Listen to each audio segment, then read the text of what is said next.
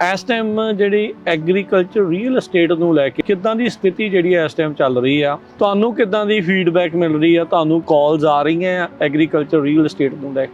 ਸਾਨੂੰ ਕਾਲਸ ਦਾ ਜਾਂ ਜਿਹੜੀਆਂ ਕੁਐਰੀਜ਼ ਆਉਂਦੀਆਂ ਨੇ ਉਹ ਰੀਅਲ estate ਦੇ ਹੀ ਹੈ ਇਸ ਟਾਈਮ। ਅੱਛਾ, ਐਗ ਰੀਅਲ estate ਦਾ ਜਿਵੇਂ ਪਹਿਲੇ 'ਚ ਤਾਂ ਦੇਖੋ ਗ੍ਰਾਂਟਸ ਤੇ ਇਨਸੈਂਟਿਵਸ ਦੇ ਕੁਐਸਚਨ ਬਹੁਤ ਆਉਂਦੇ ਨੇ, ਦੂਜੇ ਤੇ ਆ ਜਾਂਦੀਆਂ ਨੇ ਵੀ ਐਗ ਰੀਅਲ estate ਦਾ ਕੀ ਹੈਗਾ, ਹਨਾ ਕੋਈ ਵੇਚ ਰਿਹਾ ਕੋਈ ਲੈ ਰਿਹਾ ਇਦਾਂ ਹੀ।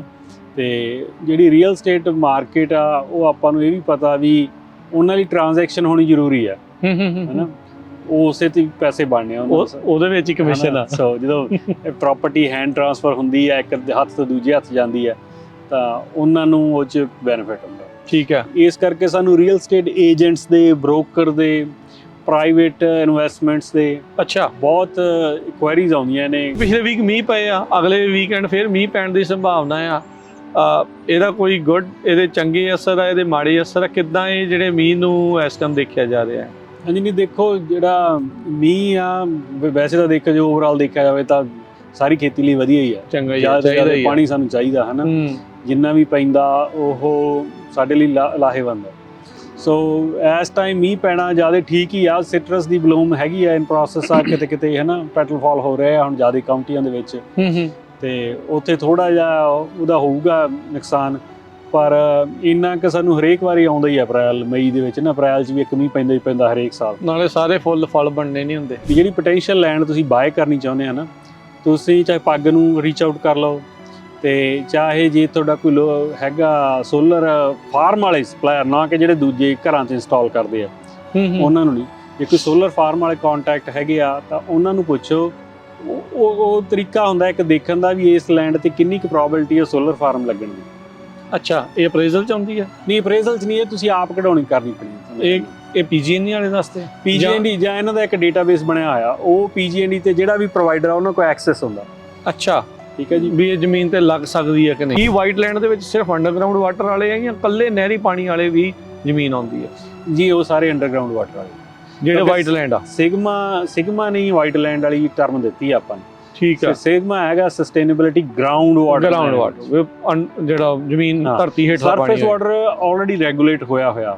ਠੀਕ ਹੈ, ਆਪਾਂ ਨੂੰ ਪਤਾ ਨਹੀਂ ਲੱਗ ਰਿਹਾ, ਬਟ ਤਾਂ ਹੀ ਆਪਣੇ ਰਾਈਟਸ ਬਣੇ ਨੇ ਨਾ ਕਿ ਤੁਸੀਂ ਇੰਨਾ ਹੀ ਪਾਣੀ ਲੈਣਾ, ਉਹ ਸਾਰਾ ਰੈਗੂਲੇਟ ਹੋਇਆ। ਵਾਰੀ ਆਈ ਹੈ ਤੁਹਾਡੀ, ਐਂ ਤਾਂ ਹੈ ਨਹੀਂ ਵੀ ਆਪਾਂ ਜੇ ਆਪਣੇ ਕੋਲ ਦੀ ਨਹਿਰ ਜਾਂਦੀ ਆਪਾਂ ਪੈਪ ਸੱਟ ਲੈ ਤੇ ਲਾਗੇ ਵਰਤਣ, ਉਹ ਅਨਰੈਗੂਲੇਟਡ।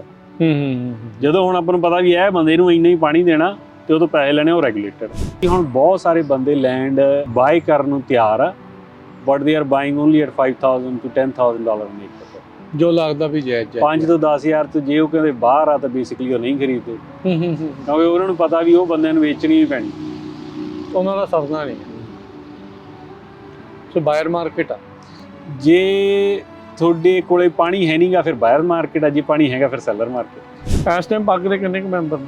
ਦੇਖੋ ਜਿਹੜੇ ਟੋਟਲ ਮੈਂਬਰ ਅਕਾਊਂਟ ਆ ਉਹ 450 ਤੋਂ ਉੱਪਰ ਆ ਸਾਡੀ। ਜੇ ਕਿਸੇ ਨੇ ਬਣਨਾ ਹੈ ਮੈਂਬਰ, ਉਹ ਰਜਿਸਟਰ ਕਰਨਾ ਹੈ, ਕਿੱਦਾਂ ਕਰਨਾ? ਕੋਈ ਬੜੀ ਬੇਸਿਕ ਜੀ ਇਨਫੋਰਮੇਸ਼ਨ ਆ, ਉਹ ਆਪਾਂ ਆਨਲਾਈਨ 3-4 ਕੁਐਸਚਨ ਜਿਹੇ ਨੇ, ਬਸ ਉਹ ਭਰ ਦਿਓ ਤੁਸੀਂ ਫਾਰਮ, ਹੈ ਨਾ। ਵੈਬਸਾਈਟ ਤੇ ਆਨਲਾਈਨ ਆ, www.pagusa.com, ਜਾਂ ਤੁਸੀਂ ਮੈਨੂੰ ਫੋਨ ਕਰ ਲਓ, ਮੈਂ ਲਿੰਕ ਵੀ ਭੇਜ ਦੇਵਾਂਗਾ, ਹੈ ਨਾ।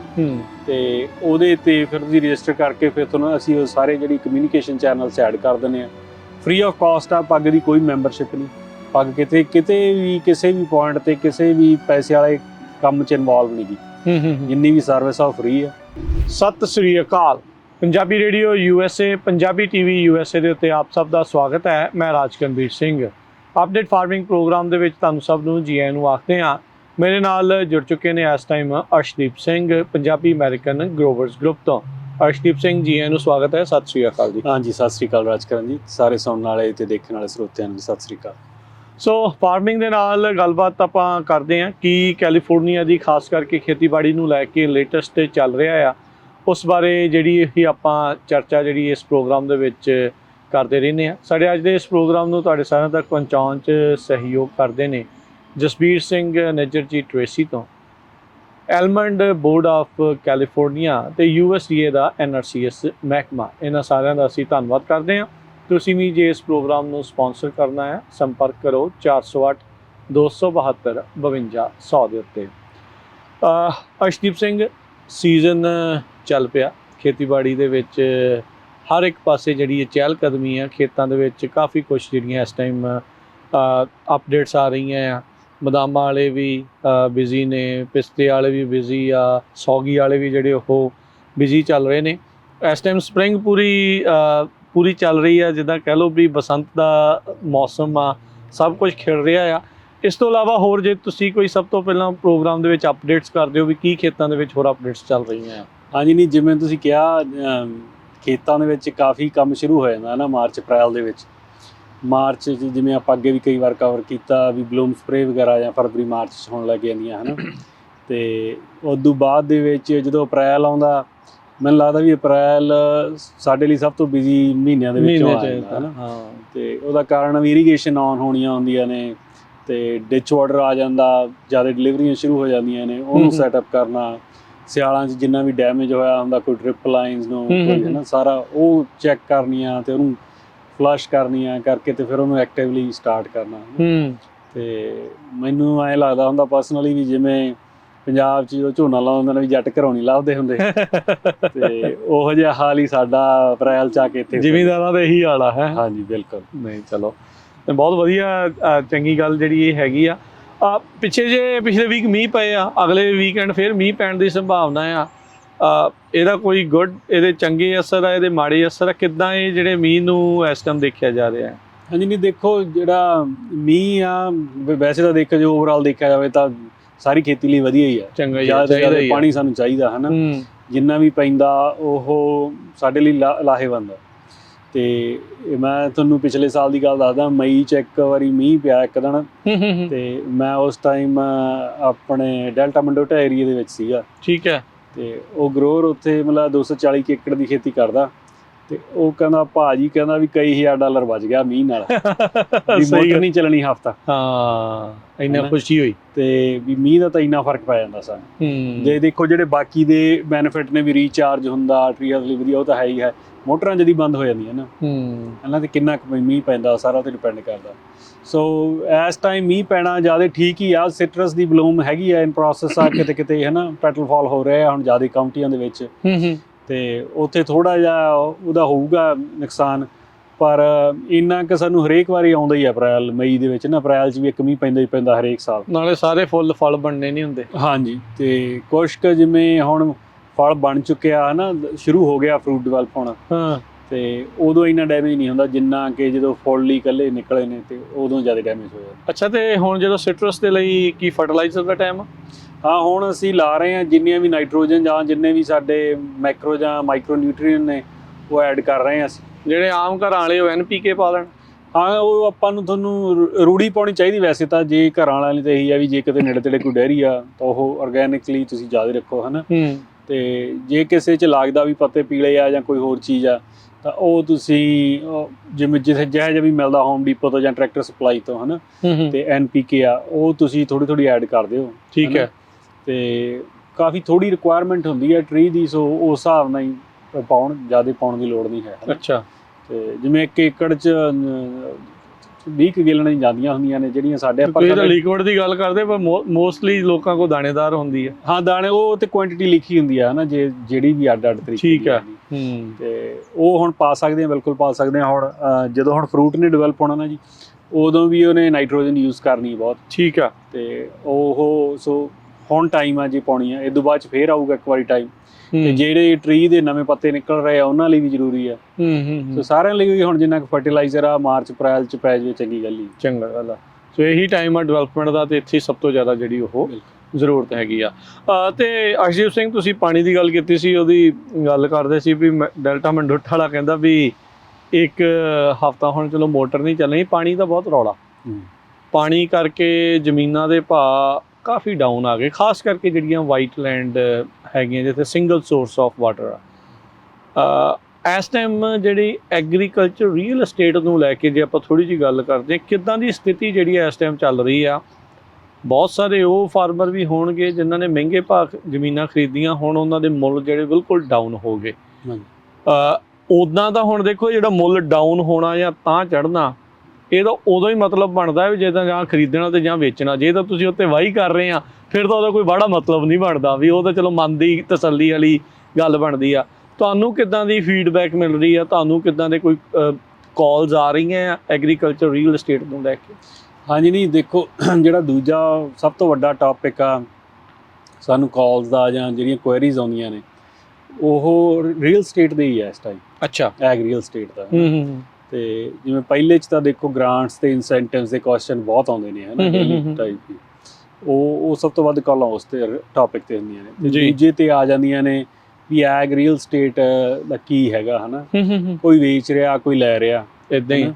ਤੇ ਜਿਹੜੀ ਰੀਅਲ ਏਸਟੇਟ ਮਾਰਕੀਟ ਆ, ਉਹ ਆਪਾਂ ਨੂੰ ਇਹ ਵੀ ਪਤਾ ਵੀ ਉਹਨਾਂ ਦੀ ਟ੍ਰਾਂਜੈਕਸ਼ਨ ਹੋਣੀ ਜ਼ਰੂਰੀ ਆ, ਹੈ ਨਾ, ਉਸੇ ਤੇ ਪੈਸੇ ਬਣਨੇ ਆ ਉਹਦੇ ਵਿੱਚ ਹੀ ਕਮਿਸ਼ਨ ਆ। ਸੋ ਜਦੋਂ ਪ੍ਰਾਪਰਟੀ ਹੈਂਡ ਟ੍ਰਾਂਸਫਰ ਹੁੰਦੀ ਹੈ, ਇੱਕ ਹੱਥ ਤੋਂ ਦੂਜੇ ਹੱਥ ਜਾਂਦੀ ਹੈ, ਤਾਂ ਉਹਨਾਂ ਨੂੰ ਉਹ 'ਚ ਬੈਨੀਫਿਟ ਹੁੰਦਾ। ਠੀਕ ਹੈ। ਇਸ ਕਰਕੇ ਸਾਨੂੰ ਰੀਅਲ ਏਸਟੇਟ ਏਜੰਟਸ ਦੇ, ਬ੍ਰੋਕਰ ਦੇ, ਪ੍ਰਾਈਵੇਟ ਇਨਵੈਸਟਮੈਂਟਸ ਦੇ ਅੱਛਾ ਬਹੁਤ ਕੁਐਰੀਜ਼ ਆਉਂਦੀਆਂ ਨੇ, ਕਾਲਾਂ ਵੀ ਆਉਂਦੀਆਂ ਨੇ, ਹੈ ਨਾ। ਤੇ ਕਈ ਲੋਕ ਸਪੈਸੀਫਿਕਲੀ ਫਾਰਮ ਭੇਜ ਦਿੰਦੇ ਆ ਵੀ ਆਹ ਤੁਸੀਂ ਦੇਖ ਕੇ ਦੱਸਿਓ ਭਾਈ ਵੀ ਇਹ ਕਿਵੇਂ ਆ, ਅਸੀਂ ਲੈਣਾ ਚਾਹੁੰਦੇ ਆ, ਹੈ ਨਾ। ਤੇ ਜਾਂ ਕਈ ਇਹੋ ਜਿਹੇ ਵੀ ਗਰੋਅਰ ਆ ਜਿਨ੍ਹਾਂ ਨੇ ਕਹਿੰਦੇ ਵੀ ਵੇਚਣੀਆਂ, ਵੀ ਕਿੰਨੇ ਕੁ ਦੀ ਲਾਈ ਇਹਦਾ ਸੇਲ ਪ੍ਰਾਈਸ, ਹੈ ਨਾ। ਤੇ ਉਹਦੇ ਵਿੱਚ ਕਾਫੀ ਐਕਟੀਵਿਟੀ ਹੋ ਰਹੀ ਹੈ ਇਸ ਟਾਈਮ। ਅੱਛਾ। ਹਾਂਜੀ। ਕਿਹੜੇ ਇਲਾਕੇ 'ਚ ਜ਼ਿਆਦਾ ਹੈ? ਜ਼ਿਆਦਾ ਦੇਖੋ ਸੈਨੋਕਿਨ ਵੈਲੀ 'ਚ ਹੀ ਜ਼ਿਆਦਾ ਹੋਣੀ ਆ ਮੂਵਮੈਂਟ। ਉਹਦਾ ਕਾਰਨ ਸਿਗਮਾ ਹੀ ਆ, ਹੈ ਨਾ। ਤੇ ਕਿਉਂਕਿ ਆਪਾਂ ਨੂੰ ਪਤਾ ਵੀ ਕਾਫੀ ਲੈਂਡ ਉੱਤੇ ਇਫੈਕਟ ਹੋ ਜਾਣੀ ਆ, ਚਾਹੇ ਉਹ ਮਿਲੀਅਨ ਆ ਜਾਂ 1.5 ਮਿਲੀਅਨ ਏਕੜ ਆ, ਜਿੰਨੀ ਵੀ ਹੈਗੀ ਆ, ਹੈ ਨਾ। ਜੇ ਉਹ ਫੈਲੋ ਹੁੰਦੀ ਆ ਤਾਂ ਪਹਿਲਾਂ ਜਿਹੜੀ ਉਹ ਲੈਂਡ ਤੇ ਹੁਣ ਮੌਰਗੇਜਸ ਨੇ, ਚਾਹੇ ਉਹ ਤੁਸੀਂ ਕਹਿ ਲਓ ਵੀ ਬੈਂਕਰਪਸੀ ਥਰੂ ਆ, ਚਾਹੇ ਬੰਦਾ ਆਪ ਵੇਚ ਲੈਂਦਾ ਵੀ ਪਹਿਲਾਂ ਹੀ ਵੇਚ ਦਿਓ ਜਿੰਨੇ ਦੀ ਵਿਕਦੀ ਆ, ਹੈ ਨਾ, ਉਹ ਟ੍ਰਾਂਜੈਕਸ਼ਨ ਤਾਂ ਹੋਣੀ ਆ ਠੀਕ ਹੈ ਨਾ। ਸੋ ਉਹਦੇ ਲਈ ਬਹੁਤ ਜ਼ਿਆਦਾ ਕਾਲਾਂ ਆਉਂਦੀਆਂ ਨੇ, ਹੈ ਨਾ, ਵੀ ਕਿੰਨੇ ਕੁ ਦੀ ਹੈ ਜੀ। ਕਈ ਹੁਣ ਮੈਂ ਆਪ ਵੀ ਜਦੋਂ ਹੁਣ ਇਸ ਫੀਲਡ 'ਚ ਹੈਗੇ ਆ ਆਪਾਂ, ਹੈ ਨਾ, ਤੇ ਖੇਤਾਂ 'ਚ ਜਿਹੜੇ ਕੱਢਦੇ ਮੌਕਾ ਮਿਲ ਜਾਂਦਾ, ਬੋਰਡ ਲੱਗਿਆ ਹੁੰਦਾ ਦੇਖਣ ਨੂੰ ਵੀ ਫॉर ਸੇਲ। ਹਾਂ, ਫॉर ਸੇਲ। ਤੇ ਮੈਂ ਆਪਦੀ ਕਿਉਰਿਓਸਿਟੀ ਲਈ ਕਾਲ ਕਰ ਲੈਣਾ ਵੀ ਹਾਂ ਵੀ ਕਿਵੇਂ ਆ ਨਾ, ਗੱਡੀ ਜਾਂਦੇ ਹੋਰ ਕਰਨਾ ਵੀ ਕੀ ਹੁੰਦਾ ਤੁਸੀਂ ਤਾਂ ਵਧੀਆ ਨੀਂਦ ਨਹੀਂ ਆਉਂਦੀ। ਤੇ ਉਹ ਫਿਰ ਭਾਅ ਵੀ ਕਈ ਵਾਰ ਬੜੇ ਜਿਹੜੀ ਕਿ ਹੋਰ ਤਰੀਕੇ ਦੇ ਆਉਂਦੇ ਆ ਨਾ, ਹੋਰ ਤਰੀਕੇ ਤੋਂ ਬਾਅਦ ਜ਼ਿਆਦਾ, ਕਈ ਵਾਰ ਜ਼ਿਆਦਾ ਹੀ ਆਉਂਦੇ ਨੇ, ਮਤਲਬ ਉਨੀ ਵੈਲਿਊ ਨਹੀਂ ਹੁੰਦੀ। ਹੋਰ ਤਰੀਕੇ ਵਿੱਚ ਤਾਂ ਜ਼ਿਆਦਾ ਹੀ ਹੋ ਸਕਦਾ, ਘੱਟ ਤਾਂ ਕੋਈ ਨਹੀਂ ਲਾਉਂਦਾ। ਨਹੀਂ, ਘੱਟ ਤਾਂ ਦੇਖੋ ਕਿਹਨੇ ਲਾਉਣੀ ਆ, ਲਾਉਣਾ ਵੀ ਨਹੀਂ ਚਾਹੀਦਾ। ਹਾਂ। ਤੇ ਪਰ ਤੁਸੀਂ ਇਹ ਦੇਖ ਲਓ ਵੀ ਇਸ ਟਾਈਮ ਪ੍ਰਾਪਰਟੀਆਂ $5,000 ਏਕੜ ਤੋਂ ਲੈ ਕੇ ਵੀ $40-45,000 ਨੂੰ ਏਕੜ ਤੱਕ ਵੇਰੀ ਕਰਦੀਆਂ ਨੇ ਸੈਨੋਕਿਨ ਵੈਲੀ 'ਚ। ਐਗਲੈਂਡ ਦੀ ਗੱਲ ਕਰਦੇ ਆਪਾਂ, ਡਿਪੈਂਡ ਕਰਦਾ ਪਾਣੀ ਦੇ ਸੋਰਸ ਤੇ। ਹਾਂ, 5,000 ਏਕੜ ਤੋਂ ਲੈ ਕੇ। ਹਾਂਜੀ। ਆਪਾਂ ਇਹ ਵੀ ਕਹਿੰਦੇ ਜਾਈਏ ਵੀ ਆਪਾਂ ਉਹ ਲੈਂਡ ਨੂੰ ਨਹੀਂ ਕੰਸੀਡਰ ਕਰਦੇ ਜਿੱਥੇ ਹੋਰ ਪੋਟੈਂਸ਼ੀਅਲ ਆ, ਵੀ ਸਿਟੀ ਦੇ ਨੇੜੇ ਆ ਜਾਂ ਕੁਝ ਹੋਰ ਆ, ਉਹਨਾਂ ਦੇ ਭਾਅ ਤਾਂ ਜ਼ਿਆਦਾ ਹੀ ਆ। ਪਿਓਰ ਐਗਲੈਂਡ ਨੇ ਜਿਹੜੀਆਂ, ਉਹ 5 ਤੋਂ 45,000 ਦੇ ਵਿੱਚ ਡਿਵੈਲਪ ਹੋਈਆਂ। ਹਾਂ, ਡਿਵੈਲਪ ਹੋਈਆਂ ਨੇ ਬਕਾਇਦਾ। ਅੱਛਾ। ਸੋ ਇੰਨਾ ਜਣੀ ਭਾਅ ਦਾ ਫਰਕ ਪਿਆ ਹੋਇਆ। ਸੋ ਇਹ ਵੇਰੀਏਸ਼ਨ ਰੀਜ਼ਨ ਕੀ ਆ? ਹੁਣ ਜਿਹੜਾ ਵੇਚਣ ਵਾਲਾ ਆ, ਜੇ ਹੁਣ ਤੁਸੀਂ ਜਿੱਦਾਂ ਦੱਸਦੇ ਆ ਵੀ ਚਲੋ 5 ਤੋਂ 40 ਦੇ ਵਿੱਚ ਆ, ਕਿਸੇ ਦਾ ਵੇਖਿਆ ਜਾਵੇ ਤਾਂ ਮੁੱਲ 10-15 ਹੋਵੇ ਤੇ ਲਾਇਆ ਉਹਨਾਂ ਨੇ 30 ਹੋਵੇ, ਇਹ ਇੰਨੀ ਵੇਰੀਏਸ਼ਨ ਫਿਰ ਕਿਉਂ? ਬੰਦੇ ਨੂੰ ਆਪ ਨੂੰ ਭੁਲੇਖਾ ਆ ਜਾਂ ਉਹ ਇਹ ਸੋਚਦਾ ਵੀ ਬਾਇਰ ਨੂੰ ਨਹੀਂ ਪਤਾ? ਹਾਂ, ਨਹੀਂ ਦੇਖੋ, ਇਹ ਜਿਹੜਾ ਹੁਣ ਜਿਹਦੀ ਪ੍ਰਾਪਰਟੀ ਆ, ਜਿਹਦੀ ਵੈਲਿਊ 30,000 ਸੀਗੀ 5 ਸਾਲ ਪਹਿਲਾਂ, ਹੈ ਨਾ, ਹਾਂ, ਉਹਨੂੰ ਵੀ ਮੈਨੂੰ ਲੱਗਦਾ ਵੀ ਇੱਕ ਭੁਲੇਖਾ ਤਾਂ ਬੰਦੇ ਨੂੰ ਹੁੰਦਾ ਵੀ ਸ਼ਾਇਦ ਵਿਕ ਜੇ, 25 ਨੂੰ ਵਿਕ ਜੇ, ਥੋੜੀ ਜਿਹੀ ਘੱਟ ਵਿਕ ਜੂਗੀ, ਹੈ ਨਾ, ਤੇ ਜਾਂ ਕੋਈ ਆ ਕੇ ਲੈ ਲਵੇ। ਤੇ ਜਿਹੜਾ ਹੁਣ ਜ਼ਿਆਦਾ, ਮੈਂ ਇੱਕ ਦੋ ਵਾਰ ਕੀ ਬਹੁਤ ਕਾਲਾਂ ਆਉਂਦੀਆਂ ਨੇ ਹੁਣ, ਜਿੱਥੇ ਅਗਲੇ ਪ੍ਰਾਪਰਟੀ ਭੇਜ ਦਿੰਦੇ ਆ ਵੀ ਅਸੀਂ ਆਹ ਪ੍ਰਾਪਰਟੀ ਲੈਣ ਲੱਗੇ ਹਾਂ ਜੀ, ਵੀ ਇਹਦੀ ਤੁਹਾਨੂੰ ਕੀ ਲੱਗਦਾ ਵੀ ਲੈਣੀ ਚਾਹੀਦੀ ਕਿ ਨਹੀਂ ਲੈਣੀ ਚਾਹੀਦੀ, ਹੈ ਨਾ। ਤੇ ਉਸ ਦੇ ਵਿੱਚ ਫਿਰ ਮੈਂ ਇਹਦੀ ਤਾਂ ਪਹਿਲਾਂ ਇਹ ਦੇਖਣਾ ਆਉਂਦਾ ਵੀ ਕਿੱਥੇ ਆ, ਪਾਣੀ ਦੇ ਸੋਰਸ ਕਿੰਨੇ ਆ, ਵਾਟਰ ਡਿਸਟ੍ਰਿਕਟ ਕਿਹੜਾ, ਹੈ ਨਾ, ਤੇ ਕੀ ਟਰੀ ਲੱਗੇ ਨੇ, ਕਿਹੋ ਜਿਹੀ ਹਾਲਤ ਆ, ਤੇ ਕਿਹੜੀ ਕ੍ਰੌਪ ਲੱਗੀ ਆ। ਜਾਣਾ ਵੀ ਪੈਂਦਾ ਜਾਂ ਆਨਲਾਈਨ ਹੀ ਹੁੰਦਾ? ਜ਼ਿਆਦਾ ਤਾਂ ਆਨਲਾਈਨ ਹੋ ਜਾਂਦਾ, ਜੇ ਜਾਣ ਦਾ ਤਾਂ ਮੈਂ ਬਹੁਤ ਘੱਟ ਆ, ਕਿਉਂਕਿ ਅੱਜ ਕੱਲ੍ਹ ਦੀ ਸਮਾਂ ਬਹੁਤ ਫਿਰ ਲੱਗ ਜਾਂਦਾ ਆਉਣ ਜਾਣ ਦਾ, ਹੈ ਨਾ। ਵੀ ਜਾਂ ਵੀਡੀਓ ਘੱਲ ਦੇਣਾ ਉੱਥੇ ਦੇਖ ਕੇ, ਪਿਕਚਰ ਵਗੈਰਾ ਲੋਕ ਸਾਰੀ ਜਿਹੜੀ ਐਡ ਹੁੰਦੀ ਨਾ, ਉਹ ਸਾਰੀ ਭੇਜ ਦਿੰਦੇ ਲਿੰਕ ਕਰ, ਸਾਰੀ ਡਿਸਕ੍ਰਿਪਸ਼ਨ ਹੁੰਦੀ ਆ। ਹੁਣ ਜਿਵੇਂ ਇਸ ਹਫ਼ਤੇ 'ਚ ਹੀ 2 ਪ੍ਰਾਪਰਟੀਆਂ ਆਈਆਂ ਸੀਗੀਆਂ, ਮੈਨੂੰ ਕਿਸੇ ਨੇ ਭੇਜੀਆਂ ਸੀਗੀਆਂ। ਠੀਕ ਹੈ। ਤੇ ਉਹ ਇੱਕ 500 ਏਕੜ ਦੇ ਨੇੜੇ ਆ ਮਡੇਰੇ 'ਚ, ਵਾਈਟ ਲੈਂਡ। ਠੀਕ ਹੈ ਨਾ। ਉਹਦਾ ਆਸਕਿੰਗ ਪ੍ਰਾਈਸ ਸੀ 14,500 ਸੀਗਾ, ਤੇ ਉਹ 10,000 ਤੇ ਉਹਨਾਂ ਦੀ ਨੈਗੋਸ਼ੀਏਸ਼ਨ ਹੋ ਰਹੀ ਹੈ ਇਸ ਟਾਈਮ। ਅੱਛਾ, 4,500 ਆਲਰੇਡੀ ਘਟ ਗਿਆ। ਹਾਂ, ਠੀਕ ਹੈ ਜੀ। ਤੇ ਰੀਜ਼ਨ ਇਹੀ ਹੈ ਵੀ ਲੈਂਡ ਦੀ ਵੈਲਿਊ ਨਹੀਂ ਨਾ ਹੈ ਉਨੀ। ਜਿੱਥੇ ਸਿੰਗਲ ਸੋਰਸ ਆਫ ਵਾਟਰ ਆ ਤੇ ਪਾਣੀ ਦਾ ਇਸ਼ੂ ਆ ਤੇ ਵੈਲ ਵਗੈਰਾ ਹੈ ਨਹੀਂ ਗੇ, ਜੇ ਵੈਲ ਹੈਗੇ ਵੀ ਆ ਤਾਂ ਉੱਤੇ ਫੀਸ ਐਂਡ ਪੈਨਲਟੀਆਂ ਲੱਗਣੀਆਂ ਨੇ ਸਿਗਮਾ ਵਾਲੀਆਂ, ਹੈ ਨਾ। ਤੇ ਉਹਨੇ ਕਾਫੀ ਲੈਂਡ ਡੀਵੈਲੂਏਟ ਕੀਤੀ ਹੈ। ਉਹ ਸਾਰੀਆਂ ਜੇ ਹੁਣ ਤੁਸੀਂ ਅਪਰੇਜ਼ਲ ਕਢਾਉਣੇ ਆ ਨਾ ਤਾਂ ਉਹ 10,000 ਦੇ ਨੇੜੇ ਤੇਰੀ ਅਪਰੇਜ਼ਲ ਆਉਣੀ ਉਹਨਾਂ ਦੀ। ਈਵਨ ਜੇ ਕੋਈ ਮਹਿੰਗੀ ਵੀ ਲਾਉਂਦਾ ਆ ਤਾਂ ਜਦੋਂ ਅਪਰੇਜ਼ਲ ਹੋਣਾ ਫਿਰ ਉਹ ਵੈਲਿਊ ਆਪਣੇ ਆਪ ਡਾਊਨ ਹੋ ਜਾਣੀ। ਹਾਂਜੀ, ਨਹੀਂ ਇੱਕ ਪਿਛਲੇ ਮਹੀਨੇ ਦਾ ਹੀ ਕੇਸ ਆ ਤੇ ਮੈਂ ਉਹਨਾਂ ਨੂੰ ਕਿਹਾ ਸੀ ਕਿਉਂਕਿ ਉਹ ਪ੍ਰਾਪਰਟੀ ਲੈਣਾ ਚਾਹੁੰਦੇ ਸੀਗੇ ਚੌਚਲੇ, ਤੇ ਉਹ ਕਹਿੰਦੇ ਸੀ ਵੀ ਸਾਨੂੰ ਪ੍ਰਾਪਰਟੀ ਵਧੀਆ ਲੱਗਦੀ ਆ ਹਨਾ, ਨੇੜੇ ਸੀ ਉਹਨਾਂ ਦੇ। ਤੇ ਉਹ ਜਿਹੜਾ ਬੰਦੇ ਦਾ ਸੀਗਾ ਆਸਕਿੰਗ ਪ੍ਰਾਈਸ ਮਤਲਬ 15,000 ਦੇ ਨੇੜੇ ਤੇੜੇ ਸੀਗਾ। ਠੀਕ ਤੇ ਹੈ, ਮੈਂ ਉਹਨਾਂ ਨੂੰ ਕਿਹਾ ਵੀ 15,000 ਦੀ ਪ੍ਰਾਪਰਟੀ ਹੈ ਨਹੀਂ ਗੀ ਇਹ, ਵੈਲਿਊ ਨਹੀਂ ਇਹਦੀ ਵੀ ਪ੍ਰਾਪਰਟੀ 10-11 ਦੇ ਨੇੜੇ ਤੇੜੇ ਹੋਣੀ ਚਾਹੀਦੀ ਆ। ਤੇ ਉਹ ਉਹਨਾਂ ਦੀ ਅਪਰੇਜ਼ ਵੈਲਿਊ ਵੀ ਉਨੀ 11,500 ਨਿਕਲੀ ਹੈ ਹਨਾ। ਤੇ ਉਹ ਬੈਂਕ ਕਹਿੰਦੀ ਵੀ ਜਦੋਂ ਉੱਪਰ ਦੇਣੇ ਤੁਸੀਂ ਆਪਦੇ ਪੱਲਿਓਂ ਦੇ ਦਿਓ, ਅਸੀਂ ਤਾਂ 11,500 ਦੇ ਹਿਸਾਬ ਨਾਲ ਲੋਨ ਕਰਨਾ ਜਿੰਨੀ ਅਪਰੇਜ਼ ਵੈਲਿਊ ਆਈ ਹੈ ਹਨਾ। ਸੋ ਇਹ ਕੀ ਬੈਂਕ ਫਿਰ ਲੋਨ ਕਰ ਰਹੇ ਆ ਸਿੰਗਲ ਸੋਰਸ ਆਫ ਵਾਟਰ ਦੇ ਉੱਤੇ? ਸਿੰਗਲ ਸੋਰਸ ਆਫ ਵਾਟਰ ਤੇ ਬੈਂਕ ਦੀਆਂ ਟਰਮਸ ਐਂਡ ਕੰਡੀਸ਼ਨਸ ਹੋਰ ਆ ਲੋਨ ਕਰ ਦਿੰਦੀਆਂ ਨੇ। ਇੱਕ ਤਾਂ ਦੇਖੋ ਪਹਿਲੀ ਗੱਲ ਇਹ ਆ ਵੀ ਉਹ ਇਹ ਚਾਹੁੰਦੇ ਆ ਵੀ ਤੁਸੀਂ ਸਹੀ ਭਾਅ ਤੇ ਖਰੀਦ ਰਹੇ ਹੋ, ਜ਼ਿਆਦਾ ਮਹਿੰਗੀ ਨਾ ਹੋਵੇ। ਹਾਂ, ਵੀ ਜੇ 11,000 ਅਪਰੇਜ਼ ਵੈਲਿਊ ਆ ਤਾਂ 11,000 ਦੀ ਖਰੀਦ ਰਹੇ ਆ, ਠੀਕ ਹੈ। ਫਿਰ ਉਹ ਚੋਂ ਇਹ ਕਹਿੰਦੇ ਵੀ ਤੁਸੀਂ 50% ਡਾਊਨ ਦੇ ਦਿਓ ਜੀ, 50% ਦਾ ਲੋਨ ਕਰ ਲੈਂਦੇ ਆ। ਜੇ ਰਾਦਰ ਕੇ ਰੈਗੂਲਰ ਪ੍ਰਾਪਰਟੀ 30-35% ਉਹਨਾਂ ਨੇ ਆਪਦੇ ਜਾਨੀ ਜਿਹੜਾ ਉਹ ਸੇਵ ਕਰ ਲਿਆ ਹੈ ਨਾ ਜਿਹੜੇ ਇੰਟਰਸਟ ਨੇ, ਤੇ ਬੈਂਕਸ ਲੋਨ ਦੇ ਦਿੰਦੀਆਂ ਨੇ ਉਹਦੇ ਤੇ। ਇਹ ਦੀ ਗੱਲ ਨਹੀਂ ਹੈ ਵੀ ਜਮਾ ਲੋਨ ਨਹੀਂ ਹੁੰਦਾ ਹੈ ਨਾ।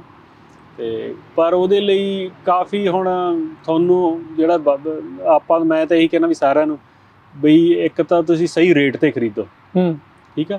ਇੱਕ ਤੁਹਾਨੂੰ ਜੇ ਸਹੀ ਰੇਟ ਤੇ ਖਰੀਦ ਕੇ ਵੀ ਤੁਹਾਡੇ ਕੋਲ ਖਾਸ ਕਰਕੇ ਜਿੱਥੇ ਪਾਣੀ ਦਾ ਇਸ਼ੂ ਨੇ ਲੈਂਡ ਦੇ, ਉਹਦਾ ਪਲਾਨ ਹੋਣਾ ਚਾਹੀਦਾ ਅਗਲੇ 10 ਸਾਲ ਦਾ। ਥੋੜਾ ਐਗਜ਼ਾਮਪਲ ਦਿਓ ਕੁਛ ਇਸ ਦੇ ਵਿੱਚ। ਇਹ ਕਹਿ ਦੇਣਾ ਸੌਖਾ ਕਿਉਂਕਿ ਪਲਾਨ ਨੂੰ ਲੈ ਕੇ ਆਪਾਂ ਕਿਤੇ ਨਾ ਕਿਤੇ ਪਿੱਛੇ ਰਹਿ ਜਾਂਦੇ ਹਾਂ। ਆਪਾਂ ਨੂੰ ਇਹ ਲੱਗਦਾ ਜਿੱਦਾਂ ਤੁਸੀਂ ਕਿਹਾ ਵੀ ਕਿਸੇ ਨੂੰ ਲੱਗਦਾ ਵੀ ਇਹ 14,000 ਵਾਲੀ 15,000 ਵੀ ਗੁੱਡ ਵੈਲਿਊ ਵੀ ਕਿਸੇ ਟਾਈਮ ਦੇ ਤਾਂ 30 ਸੀ ਬੰਦੇ ਦੇ ਦਿਮਾਗ 'ਚ ਉਹ ਫਿੱਟ ਹੁੰਦਾ ਆ। ਤੇ ਪਰ ਹੁਣ ਵੈਲਿਊ ਅਸਲ 'ਚ ਜਿਹੜੀ ਉਹ ਘਟੀ ਆ। ਪਲਾਨ ਇਹਦੇ ਵਿੱਚ ਕੀ ਆ ਵੀ ਆਲਰੇਡੀ ਚੀਜ਼ ਲੱਗੀ ਆ, ਸਿਗਮਾ ਆ, ਪੈਨਲਟੀਜ਼ ਆ, ਕਿੱਦਾਂ ਦੇਖਣਾ ਹੈ ਵੈਲਿਊ ਤੇ ਪਲਾਨ ਬਣਾਉਣਾ ਕਿੱਦਾਂ? ਹਾਲੀ ਦੇਖੋ, ਇੱਕ ਤਾਂ ਜਿਹੜੀ ਤੇ sigma the fees and penalty ਦੇ ਕੇ ਖੇਤੀ ਨਹੀਂ ਹੋ ਸਕਦੀ, ਇਹ ਮੰਨ ਕੇ ਚੱਲਣਾ ਚਾਹੀਦਾ। ਕਿਉਂਕਿ ਹੁਣ ਮੈਨੂੰ ਬਹੁਤ ਕਾਲਾਂ ਆਉਂਦੀਆਂ, ਉਹ ਕਹਿੰਦੇ ਨੇ ਵੀ ਜਿਵੇਂ ਮੰਨ ਲਓ ਵੀ ਆਪਾਂ ਇੱਕ ਇੱਧਰ ਸੀਗਾ ਟਲੈਰੀ ਈਸਟਰਨ ਟੂਲੀ ਜਾਂ ਟਲੈਰੀ ਲੇਕ ਬੇਸਨ ਹੋਣਾ ਮੈਨੂੰ, ਤੇ ਉੱਥੋਂ ਕਾਲ ਆਈ ਸੀਗੀ ਤੇ ਉਹ ਕਹਿੰਦੇ ਭਾਈ ਵੀ $290 ਹੀ ਆ ਤੇ ਕੋਈ ਨਹੀਂ ਦੇ ਦਿਆ ਕਰਾਂਗੇ ਹਨਾ। ਤੇ ਏਕੜ ਫੁੱਟ ਦੇ ਪਰ ਏਕੜ ਫੁੱਟ। ਹਾਂ, ਤੇ ਮੈਂ ਉਹਨਾਂ ਨੂੰ ਕਿਹਾ ਸੀ 290 ਤਾਂ ਹੋਣਾ ਨਾ, ਵੀ ਬਾਏ ਲਾਅ ਹੀ 2,000 ਤੱਕ ਤਾਂ ਉਹਨਾਂ ਦੀ ਕੋਈ ਲਿਮਿਟ ਹੈਗੀ। ਕਾਊਂਟੀ ਜਦੋਂ ਕਿਸੇ ਵੀ ਸਾਲ ਮਤਾ ਪਾ ਕੇ ਕਹਿ ਸਕਦੀ ਹੈ ਵੀ 290 ਨਹੀਂ, ਅੱਜ 590 ਜਾਂ 1590 ਆ।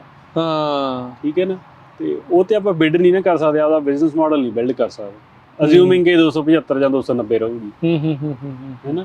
ਤੇ ਉਹ ਬਾਏ ਸਿਗਮਾ ਲਾਅ 'ਚ ਤੁਹਾਨੂੰ ਅਲਾਓ ਕਰਦੇ ਆ ਲਾਅ ਵੀ $2,000 ਤੱਕ ਤੁਸੀਂ ਵਧਾ ਸਕਦੇ। ਤੇ ਜੇ 2,000 ਤੱਕ ਵੱਧ ਜਾਂਦਾ ਤੇ ਫਿਰ ਤਾਂ ਉੱਥੇ ਖੇਤੀ ਕਿਵੇਂ ਹੋਊਗੀ? ਚਾਂਸ ਹੀ ਨਹੀਂ ਹੈ ਨਾ। ਸੋ ਇਹ ਚੀਜ਼ਾਂ ਪਹਿਲਾਂ ਹੀ ਆਪਦੇ ਮਾਡਲ ਡਿਵੈਲਪ ਕਰਕੇ ਰੱਖੋ। ਜਿਵੇਂ ਹੁਣ ਇੱਕ ਗਰੋਅਰ ਦਾ ਪਲਾਨ ਬਣਾ ਕੇ ਦਿੱਤਾ ਸੀਗਾ ਰੀਸੈਂਟਲੀ, ਤੇ ਉਹਨਾਂ ਕੋਲ ਵਾਈਟ ਲੈਂਡ ਉਹਨਾਂ ਨੇ ਬਾਏ ਕੀਤੀ ਸੀ ਹੈ ਨਾ। ਕਿੱਥੇ? ਉਹਨਾਂ ਨੇ ਕੀਤੀ ਹੈ ਜੀ ਫਾਇਰਬੋ। ਅੱਛਾ, ਹੈ ਨਾ। ਤੇ ਫਾਇਰਬੋ ਇੱਕ ਤਾਂ ਪ੍ਰਾਈਸ ਉਹਨਾਂ ਦਾ ਠੀਕ ਸੀਗਾ, ਮੈਨੂੰ ਲੱਗਦਾ 9500 ਨੂੰ ਉਹਨਾਂ ਨੇ ਏਕੜ ਲਈ ਹੈ ਨਾ, 10 ਤੋਂ ਘੱਟ ਹੀ ਸੀ। ਠੀਕ ਹੈ। ਤੇ ਉਹ 'ਚ ਲੱਗਿਆ ਹੋਇਆ ਸੀ ਆਲਮੰਡ ਸਾਰੇ ਲੱਗੇ ਹੋਏ ਸੀ। ਹਾਂਜੀ। ਤੇ ਬਦਾਮਾਂ ਦਾ ਭਾਅ ਪਿਛਲੇ ਸਾਲ ਵੀ ਠੀਕ ਰਿਹਾ ਤੇ ਹੈ ਨਾ, ਤੇ 2.5 ਦੇ ਵੀ ਠੀਕ ਲੱਗ ਰਿਹਾ, 3 ਤੋਂ ਉੱਪਰ ਜਾ ਦਿਖ ਰਿਹਾ ਹੈ ਨਾ ਤੇ ਪ੍ਰਾਈਸ। ਤੇ ਉਹ ਕਹਿੰਦਾ ਵੀ ਦੇਖੋ ਜੇ ਮੇਰੇ ਤਾਂ 3 ਸਾਲ ਵੀ ਲੱਗੇ, ਮੇਰੇ ਸਾਰੇ ਪੈਸੇ ਪੂਰੇ ਹੋ ਜਾਣੇ ਹੈ ਨਾ। ਤੇ ਪਰ ਉਹਦੇ ਪਲਾਨ ਜਦੋਂ ਉਹਦਾ ਬਣਾਇਆ 10 ਸਾਲ ਦਾ, ਉਹਦਾ ਇਹੀ ਬਣਾਇਆ ਸੀਗਾ ਵੀ 10 ਸਾਲਾਂ 'ਚ ਇਹ ਮੰਨ ਕੇ ਚੱਲੋ ਵੀ 3 ਸਾਲ ਆਪਾਂ ਨੂੰ ਕੋਈ ਪਾਣੀ ਨਹੀਂ ਮਿਲਣਾ, ਡਰਾਊਟ ਉੱਥੇ ਆਉਂਦਾ ਹੀ ਆ ਕੈਲੀਫੋਰਨੀਆ 'ਚ। ਤੇ 3 ਸਾਲ ਉਹ 3 ਸਾਲ ਉਹਨੂੰ ਮੈਂ ਇਹ ਰეკਮੈਂਡੇਸ਼ਨਾਂ ਲਿਖੀਆਂ ਸੀਗੀਆਂ ਵੀ ਤੁਸੀਂ ਉਹ 3 ਸਾਲ ਇਹੋ ਜਿਹੇ ਹੋਣੇ ਆ ਵੀ ਆਪਾਂ ਨੂੰ ਮਾਰਚ 'ਚ ਪਤਾ ਲੱਗ ਜਾਣਾ ਵੀ ਆਪਣੇ ਕੋਲ ਪਾਣੀ ਨਹੀਂ ਹੋਣਾ। ਠੀਕ ਹੈ ਜੀ, ਸੀਜ਼ਨ ਸਟਾਰਟ ਤੇ।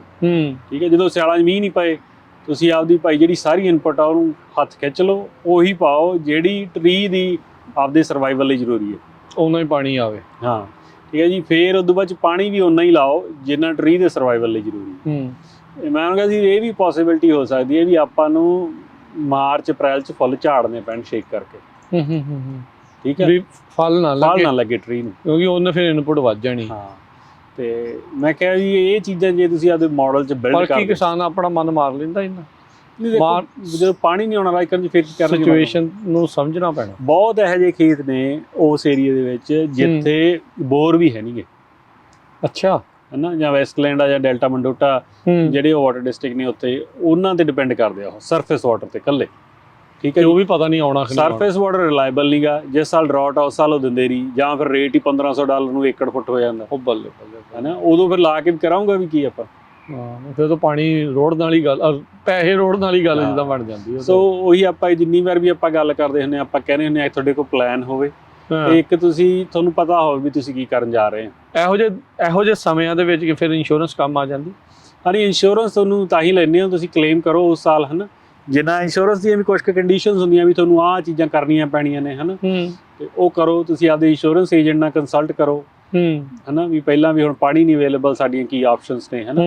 ਤੇ ਆਪਾਂ ਉਹਨਾਂ ਨੂੰ ਜੇ ਦੇ ਰਹੇ ਹਾਂ ਤਾਂ ਪੈਸੇ ਦੇ ਰਹੇ ਹਾਂ ਇੰਸ਼ੋਰੈਂਸ ਦੇ, ਤਾਂ ਇੱਕ USDA ਫੰਡਡ ਇੰਸ਼ੋਰੈਂਸ ਹੈ, ਕਿਹੜਾ ਕਿਸੇ ਪ੍ਰਾਈਵੇਟ ਕੰਪਨੀ ਦੀ ਹੈ, ਠੀਕ ਹੈ ਨਾ। ਤੇ ਉੱਥੋਂ ਆਪਣੇ ਕੋਲ ਆਪਸ਼ਨਸ ਹੋਣੀਆਂ ਚਾਹੀਦੀਆਂ ਨੇ। ਤੇ ਪਰ ਜਨਰਲੀ ਹੁੰਦਾ ਐ ਨਹੀਂਗਾ, ਜੋ ਹੁੰਦਾ ਐ ਵੀ ਬੰਦਾ ਲੈ ਲੈਂਦਾ, ਪਹਿਲਾਂ ਤਾਂ ਮਹਿੰਗੀ ਲੈ ਲੈਂਦਾ। ਇੱਕ ਵਾਈਟ ਲੈਂਡ ਲਾਸਟ ਹਿਲ 'ਚ ਆਪਣੇ ਬੰਦੇ ਨੇ 35000 ਨੂੰ ਏਕੜ ਲੈ ਲਈ। ਓਹੋ ਹੋ ਹੁਣੇ ਜੀ ਹੋ ਗਿਆ 1.5 ਸਾਲ ਉਹਨਾਂ ਨੂੰ ਲਿਆ ਨੂੰ। ਉਹਨਾਂ ਨੂੰ 6 ਮਹੀਨੇ ਹੋ ਗਏ ਨੇ ਮੈਨੂੰ ਰੀਚ ਆਊਟ ਕੀਤੇ ਨੂੰ। ਤੇ ਕੀਤਾ ਤਾਂ ਉਹਨਾਂ ਨੇ ਗ੍ਰਾਂਟਸ ਲਈ ਸੀਗਾ, ਕਿਸੇ ਲਈ ਇਨਸੈਂਟਿਵ ਲਈ। ਫਿਰ ਉਹਨਾਂ ਨੂੰ ਪੁੱਛਣ ਲੱਗਿਆ ਅੱਗੇ ਕੀ ਆ, ਤੁਸੀਂ ਪ੍ਰੋਪਰਟੀ ਹਿਸਟਰੀ ਦੱਸੋ ਤਾਂ ਕਿ ਹੈਲਪ ਕੀਤੀ ਜਾ ਸਕੇ ਨਾ। ਫਿਰ ਜਦੋਂ ਉਹਨੇ ਮੈਨੂੰ ਸਾਰਾ ਕੁਝ ਸਮਝਾਇਆ, ਮੈਂ ਕਿਹਾ ਵੀ 35000 ਨੂੰ ਏਕੜ ਤੁਸੀਂ ਕਿਉਂ ਲਈ? ਕਹਿੰਦਾ ਸਾਨੂੰ ਪਤਾ ਹੀ ਨਹੀਂ ਸੀ, ਕਹਿੰਦਾ ਅਸੀਂ ਦੇਖਿਆ ਰੇਟ ਸਾਰੇ 40-40000 ਨੂੰ ਵੇਚਦੀਆਂ ਨੇ, ਤੁਸੀਂ 35 ਨੂੰ ਠੀਕ ਹੈ। ਵੀ ਵਧੀਆ ਲੱਗ ਰਿਹਾ ਪ੍ਰਾਈਸ। ਹਾਂ, ਰਗੜ ਹੋ ਗਏ ਤੇ ਰਗੜ ਹੀ ਹੋ ਗਏ। ਉੱਤੇ ਪ੍ਰਾਪਰਟੀ ਵੈਲਿਊ ਇਸ ਟਾਈਮ 5-7000 ਰੁਪਏ ਨੂੰ ਏਕੜ ਆ। ਪਾਣੀ ਤਾਂ ਹੈ ਨਹੀਂ। ਹਾਂ, ਮਿੱਟੀ ਤਾਂ ਇੰਨਾ ਕੀ ਪਾਇਆ। ਤੇ ਫਿਰ ਉਹਦਾ ਹੁਣ ਕੀ ਹੱਲ ਨਿਕਲ ਸਕਦਾ? ਉਹਦਾ ਤਾਂ ਕੋਈ ਹੱਲ ਨਹੀਂ, ਉਹਦਾ ਤਾਂ ਇੱਕੋ ਹੀ ਹੱਲ ਆ ਵੀ ਸੋਲਰ ਲੱਗੂਗਾ ਉੱਥੇ, ਹੋਰ ਕੁਛ ਨਹੀਂ। ਜੇ ਸੋਲਰ ਲੱਗ ਗਿਆ ਤਾਂ ਵੱਜ ਜਾਣਗੇ, ਨਹੀਂ ਫਿਰ ਬਾਈ ਮੀਨ ਦੈਟਸ ਪ੍ਰੀਟੀ ਮਚ ਇਟ। ਫਿਰ ਉਹਨਾਂ ਦੇ ਜਿਹੜੀਆਂ ਤੁਸੀਂ ਲੈਂਡਸ ਲੈਂਦੇ ਆ, ਦੇਖੋ ਮੈਂ ਤਾਂ ਗਰੋਅਰਸ ਨੂੰ ਕਿੰਨਿਆਂ ਨੂੰ ਇਹ ਕਹਿਣਾ ਵੀ ਜਿਹੜੀ ਪੋਟੈਂਸ਼ੀਅਲ ਲੈਂਡ ਤੁਸੀਂ ਬਾਏ ਕਰਨੀ ਚਾਹੁੰਦੇ ਆ ਨਾ, ਤੁਸੀਂ ਚਾਹੇ ਪੱਗ ਨੂੰ ਰੀਚ ਆਊਟ ਕਰ ਲਓ, ਤੇ ਚਾਹੇ ਜੇ ਤੁਹਾਡਾ ਕੋਈ ਹੈਗਾ ਸੋਲਰ ਫਾਰਮ ਵਾਲੇ ਸਪਲਾਇਰ, ਨਾ ਕਿ ਜਿਹੜੇ ਦੂਜੇ ਘਰਾਂ 'ਚ ਇੰਸਟਾਲ ਕਰਦੇ ਆ ਉਹਨਾਂ ਨੂੰ ਨਹੀਂ, ਜੇ ਕੋਈ ਸੋਲਰ ਫਾਰਮ ਵਾਲੇ ਕੰਟੈਕਟ ਹੈਗੇ ਆ ਤਾਂ ਉਹਨਾਂ ਨੂੰ ਪੁੱਛੋ। ਉਹ ਤਰੀਕਾ ਹੁੰਦਾ ਇੱਕ ਦੇਖਣ ਦਾ ਵੀ ਇਸ ਲੈਂਡ 'ਤੇ ਕਿੰਨੀ ਕੁ ਪ੍ਰੋਬੈਬਿਲਿਟੀ ਹੈ ਸੋਲਰ ਫਾਰਮ ਲੱਗਣ ਦੀ। ਅੱਛਾ, ਇਹ ਅਪਰੇਜ਼ਲ 'ਚ ਆਉਂਦੀ ਹੈ? ਨਹੀਂ, ਅਪਰੇਜ਼ਲ 'ਚ ਨਹੀਂ, ਇਹ ਤੁਸੀਂ ਆਪ ਕਢਾਉਣੀ ਕਰਨੀ ਪੈਣੀ। ਇਹ PG&E ਵਾਲੇ ਵਾਸਤੇ? PG&E ਜਾਂ ਇਹਨਾਂ ਦਾ ਇੱਕ ਡੇਟਾਬੇਸ ਬਣਿਆ ਹੋਇਆ, ਉਹ PG&E ਤੇ ਜਿਹੜਾ ਵੀ ਪ੍ਰੋਵਾਈਡਰ ਆ ਉਹਨਾਂ ਕੋਲ ਐਕਸੈਸ ਹੁੰਦਾ। ਅੱਛਾ, ਠੀਕ ਹੈ ਜੀ, ਵੀ ਇਹ ਜ਼ਮੀਨ ਤੇ ਲੱਗ ਸਕਦੀ ਹੈ ਕਿ ਨਹੀਂ? ਹਾਂ, ਉਹਦਾ ਬੇਸਿਕਲੀ ਕਾਰਨ 2-3 ਚੀਜ਼ਾਂ ਹੀ ਦੇਖਣੀਆਂ ਹੁੰਦੀਆਂ। ਇੱਕ ਤਾਂ ਉਹ ਫਲੱਡ ਪਲੇਨ ਵੀ ਕਿੰਨਾ ਕੁ, ਉਹਨਾਂ ਦੀ ਆਪਦੀਆਂ ਰਿਕੁਆਇਰਮੈਂਟਸ ਨੇ। ਠੀਕ ਆ। ਤੇ ਹੁਣ ਮੈਨੂੰ ਨੰਬਰ ਤਾਂ ਯਾਦ ਨਹੀਂ, ਪਰ ਉਹ ਕਰੀ 2% ਤੋਂ ਜੇ ਸਲੋਪ ਜ਼ਿਆਦਾ ਕੁਛ ਐਵੇਂ ਜਿਹੇ ਆ, ਤੇ ਫਿਰ ਉੱਥੇ ਹੁੰਦਾ ਵੀ ਇੱਥੇ ਪਾਣੀ ਖੜ ਸਕਦਾ, ਹੈ ਨਾ। ਤੇ ਫਿਰ ਉਹ ਕਹਿੰਦੇ ਵੀ ਇੱਥੇ ਸੋਲਰ ਨਹੀਂ ਲੱਗਣਾ, ਵੀ ਪਾਣੀ ਖੜੂਗਾ, ਖੇਤੀ ਹੋਈ ਜਾਣੀ ਆ, ਕੋਈ ਚੱਕਰ ਨਹੀਂ ਗਾ। ਬਟ ਉਹਨਾਂ ਨੇ ਸੋਲਰ ਵਾਲੀ ਇਨਵੈਸਟਮੈਂਟ ਨਹੀਂ ਕਰਨ ਦੇਣੀ ਉੱਥੇ, ਹੈ ਨਾ। ਉਹਦੇ ਲਈ ਪੱਧਰਾ ਚਾਹੀਦਾ ਕੰਮ। ਹਾਂ, ਜਾਂ ਦੂਜੀ ਹੁੰਦੀ ਆ ਵੀ ਲਾਈਨਸ ਦੇ ਵਿੱਚ ਕਿੰਨੀ ਕੁ ਕੈਪੈਸਿਟੀ ਹੈ। ਇਹ ਸਮਝਾਓ ਥੋੜੀ ਜਿਹੀ ਗੱਲ, ਲਾਈਨ ਦੀ ਕੈਪੈਸਿਟੀ ਦਾ ਮਤਲਬ। ਜਿਹੜੀ ਹੁਣ ਜਿਵੇਂ ਆਪਾਂ ਖੇਤ ਆਪਣੇ ਮੰਨ ਲਓ ਵੀ ਆਪਣੇ ਕੋਲ 20 ਏਕੜ ਆ, ਤੇ ਆਪਾਂ ਉਹਦੇ 'ਚ 20 ਏਕੜਾਂ 'ਚ ਕਹਿ ਦਈਏ ਸੋਲਰ ਫਾਰਮ ਲਾ ਦਈਏ, ਠੀਕ ਹੈ, 3.5 ਤੋਂ 4 ਮੈਗਾਵਾਟ ਦਾ ਫਾਰਮ ਲੱਗ ਜਾਣਾ, ਬਣ ਜਾਣਾ, ਠੀਕ ਹੈ। ਤੇ ਉਹ 4 ਮੈਗਾਵਾਟ ਜਿਹੜੀ ਪਾਵਰ ਜਨਰੇਟ ਹੁੰਦੀ ਆ, ਉਹ ਤਾਰਾਂ ਨਹੀਂ ਲੈ ਕੇ ਜਾਣੀ ਨਾ ਗ੍ਰਿਡ ਤੱਕ। ਉਹ ਤਾਰਾਂ ਦੀ ਕੈਪੈਸਿਟੀ ਆ? ਤਾਰਾਂ ਦੀ ਕੈਪੈਸਿਟੀ ਆ ਉਹਦੀ। ਬਸ ਇੱਥੇ ਹੀ ਸਾਡਾ ਸਾਰਿਆਂ ਨਾਲੋਂ ਵੱਡਾ ਬੋਟਲਨੈਕ ਆ ਇਸ ਟਾਈਮ ਸਟੇਟ ਦਾ। ਓਕੇ, ਸਾਰੇ ਜਗ੍ਹਾ ਮਤਲਬ ਹਾਈ ਪਾਵਰ, ਹਾਈ ਕੈਪੈਸਿਟੀ ਵਾਲੀ ਨਹੀਂ ਗੀ, ਕਿਉਂਕਿ ਜੇ ਤੁਹਾਡੇ ਖੇਤ ਨੂੰ ਉਹਨਾਂ ਨੇ ਪਾਵਰ ਦਿੱਤੀ ਆ ਤਾਂ ਉੱਥੇ 25 ਕਿਲੋਵਾਟ ਦਾ ਟਰਾਂਸਫਾਰਮਰ ਲੱਗਿਆ ਹੋਣਾ, ਹਨਾ, ਤੇ ਉਨੀਆਂ ਕੀ ਲਾਈਨਾਂ ਹੋਣਗੀਆਂ। 25 ਨਹੀਂ, ਉੱਥੇ 40 ਦੀ ਲਾ ਦੇਣਗੇ, ਕਿਉਂਕਿ ਹਮੇਸ਼ਾ ਓਵਰ ਡਿਜ਼ਾਈਨ ਕਰਦੇ ਹੁੰਦੇ ਵੀ ਥੋੜਾ ਜਿਹਾ ਹੋਰ। ਹਾਂ, ਤੇ ਉਹੀ ਆਪਸ਼ਨ ਆ। ਹੁਣ ਇੱਥੇ ਇੱਕ ਰੀਸੈਂਟਲੀ ਪ੍ਰੋਜੈਕਟ ਹੈਗਾ ਜੀ, ਤੇ ਅਸੀਂ ਕਰ ਰਹੇ ਹਾਂ ਕੰਮ ਇੱਕ ਗਰੋਅਰ ਨਾਲ, ਤੇ ਉਸ ਏਰੀਏ ਦੇ ਵਿੱਚ ਕੱਲੀ 3 ਮੈਗਾਵਾਟ ਦੀ ਕੈਪੈਸਿਟੀ ਆ। ਉਹ ਤੋਂ ਵੱਡਾ ਤਾਂ ਫਿਰ ਪ੍ਰੋਜੈਕਟ ਲੱਗ ਵੀ ਨਹੀਂ ਸਕਦਾ। ਹਾਂ, ਉਹਦੇ ਕੋਲ ਆਪਦੇ ਕੋਲ 100 ਏਕੜ ਆ, ਉਹ ਕਹਿੰਦਾ ਜੀ 100 'ਚ ਹੀ ਲਵਾ ਦਿਓ ਤੁਸੀਂ ਸੋਲਰ, ਲੱਗਣਾ ਹੀ 15 'ਚ। ਉਹ ਵੀ ਜੇ ਉਹਨੇ ਜਿਹੜਾ ਪਹਿਲੋਂ ਇਲਾਕੇ 'ਚ ਲਵਾ ਗਿਆ ਫਿਰ ਬਿਲਕੁਲ ਮੁੜ ਕੇ ਲੱਗਣਾ ਵੀ ਨਹੀਂ ਕਿਸੇ ਦਾ। ਫਿਰ ਉਸ ਲਾਈਨ ਤੇ ਉਹ 15 ਏਕੜ ਹੀ ਲੱਗਣੇ ਆ, 3 ਮੈਗਾਵਾਟ ਦਾ ਸਿਸਟਮ ਹੀ ਲੱਗਣਾ, ਜਿਹੜਾ ਮਰਜ਼ੀ ਲਵਾ ਲਓ, ਜਿਹੜਾ ਪਹਿਲੋਂ ਲਵਾ ਗਿਆ। ਇਹ ਜੀ ਸਿਚੁਏਸ਼ਨ ਬਹੁਤ ਬੜੀਆਂ ਹੋਈਆਂ ਨੇ। ਇਹ ਨਹੀਂ ਅੱਛਾ, ਪਰ ਫਿਰ ਇਹ ਪੱਕਾ ਪਾਏਦਾਰ ਸੋਲੂਸ਼ਨ ਨਹੀਂ ਹੋਇਆ ਸੋਲਰ ਦਾ ਵੀ? ਨਹੀਂ, ਪਾਏਦਾਰ ਸੋਲੂਸ਼ਨ ਅੱਜ ਕਰਨ ਜੀ ਉਹ ਹੁੰਦਾ ਵੀ ਜਿੱਥੇ ਤੁਸੀਂ, ਜਦੋਂ ਆਪਾਂ ਬਹੁਤ ਵਾਰ ਇਹਦੇ ਬਾਰੇ ਗੱਲ ਕੀਤੀ ਆ, ਜੇ ਮੰਨ ਲਓ ਵੀ ਤੁਹਾਡੇ ਕੋਲ 4000 ਏਕੜ ਆ ਕਿਤੇ, ਠੀਕ ਹੈ ਜੀ, ਤੁਸੀਂ 4000 ਹੀ ਸੋਲਰ ਲਾਉਣਾ, ਫਿਰ ਤੁਸੀਂ PG&E ਸਾਊਥਰਨ ਕੈਲੀਫੋਰਨੀਆ ਤੇ ਡਿਪੈਂਡੈਂਟ ਨਹੀਂ। ਫਿਰ ਜਿਹਨੇ ਪ੍ਰੋਜੈਕਟ ਲਿਖਣਾ ਉਹਨੇ ਤਾਰਾਂ ਵੀ ਅਪਗ੍ਰੇਡ ਦੀ ਕਾਸਟ ਨਾਲ ਹੀ ਪਾਉਣੀ, ਵਿੱਚ ਹੀ ਆਉਣੀ ਆ ਉਹਦੇ। ਵੱਡੀਆਂ ਕੰਪਨੀਆਂ ਹੀ ਕਰਦੀਆਂ ਨੇ।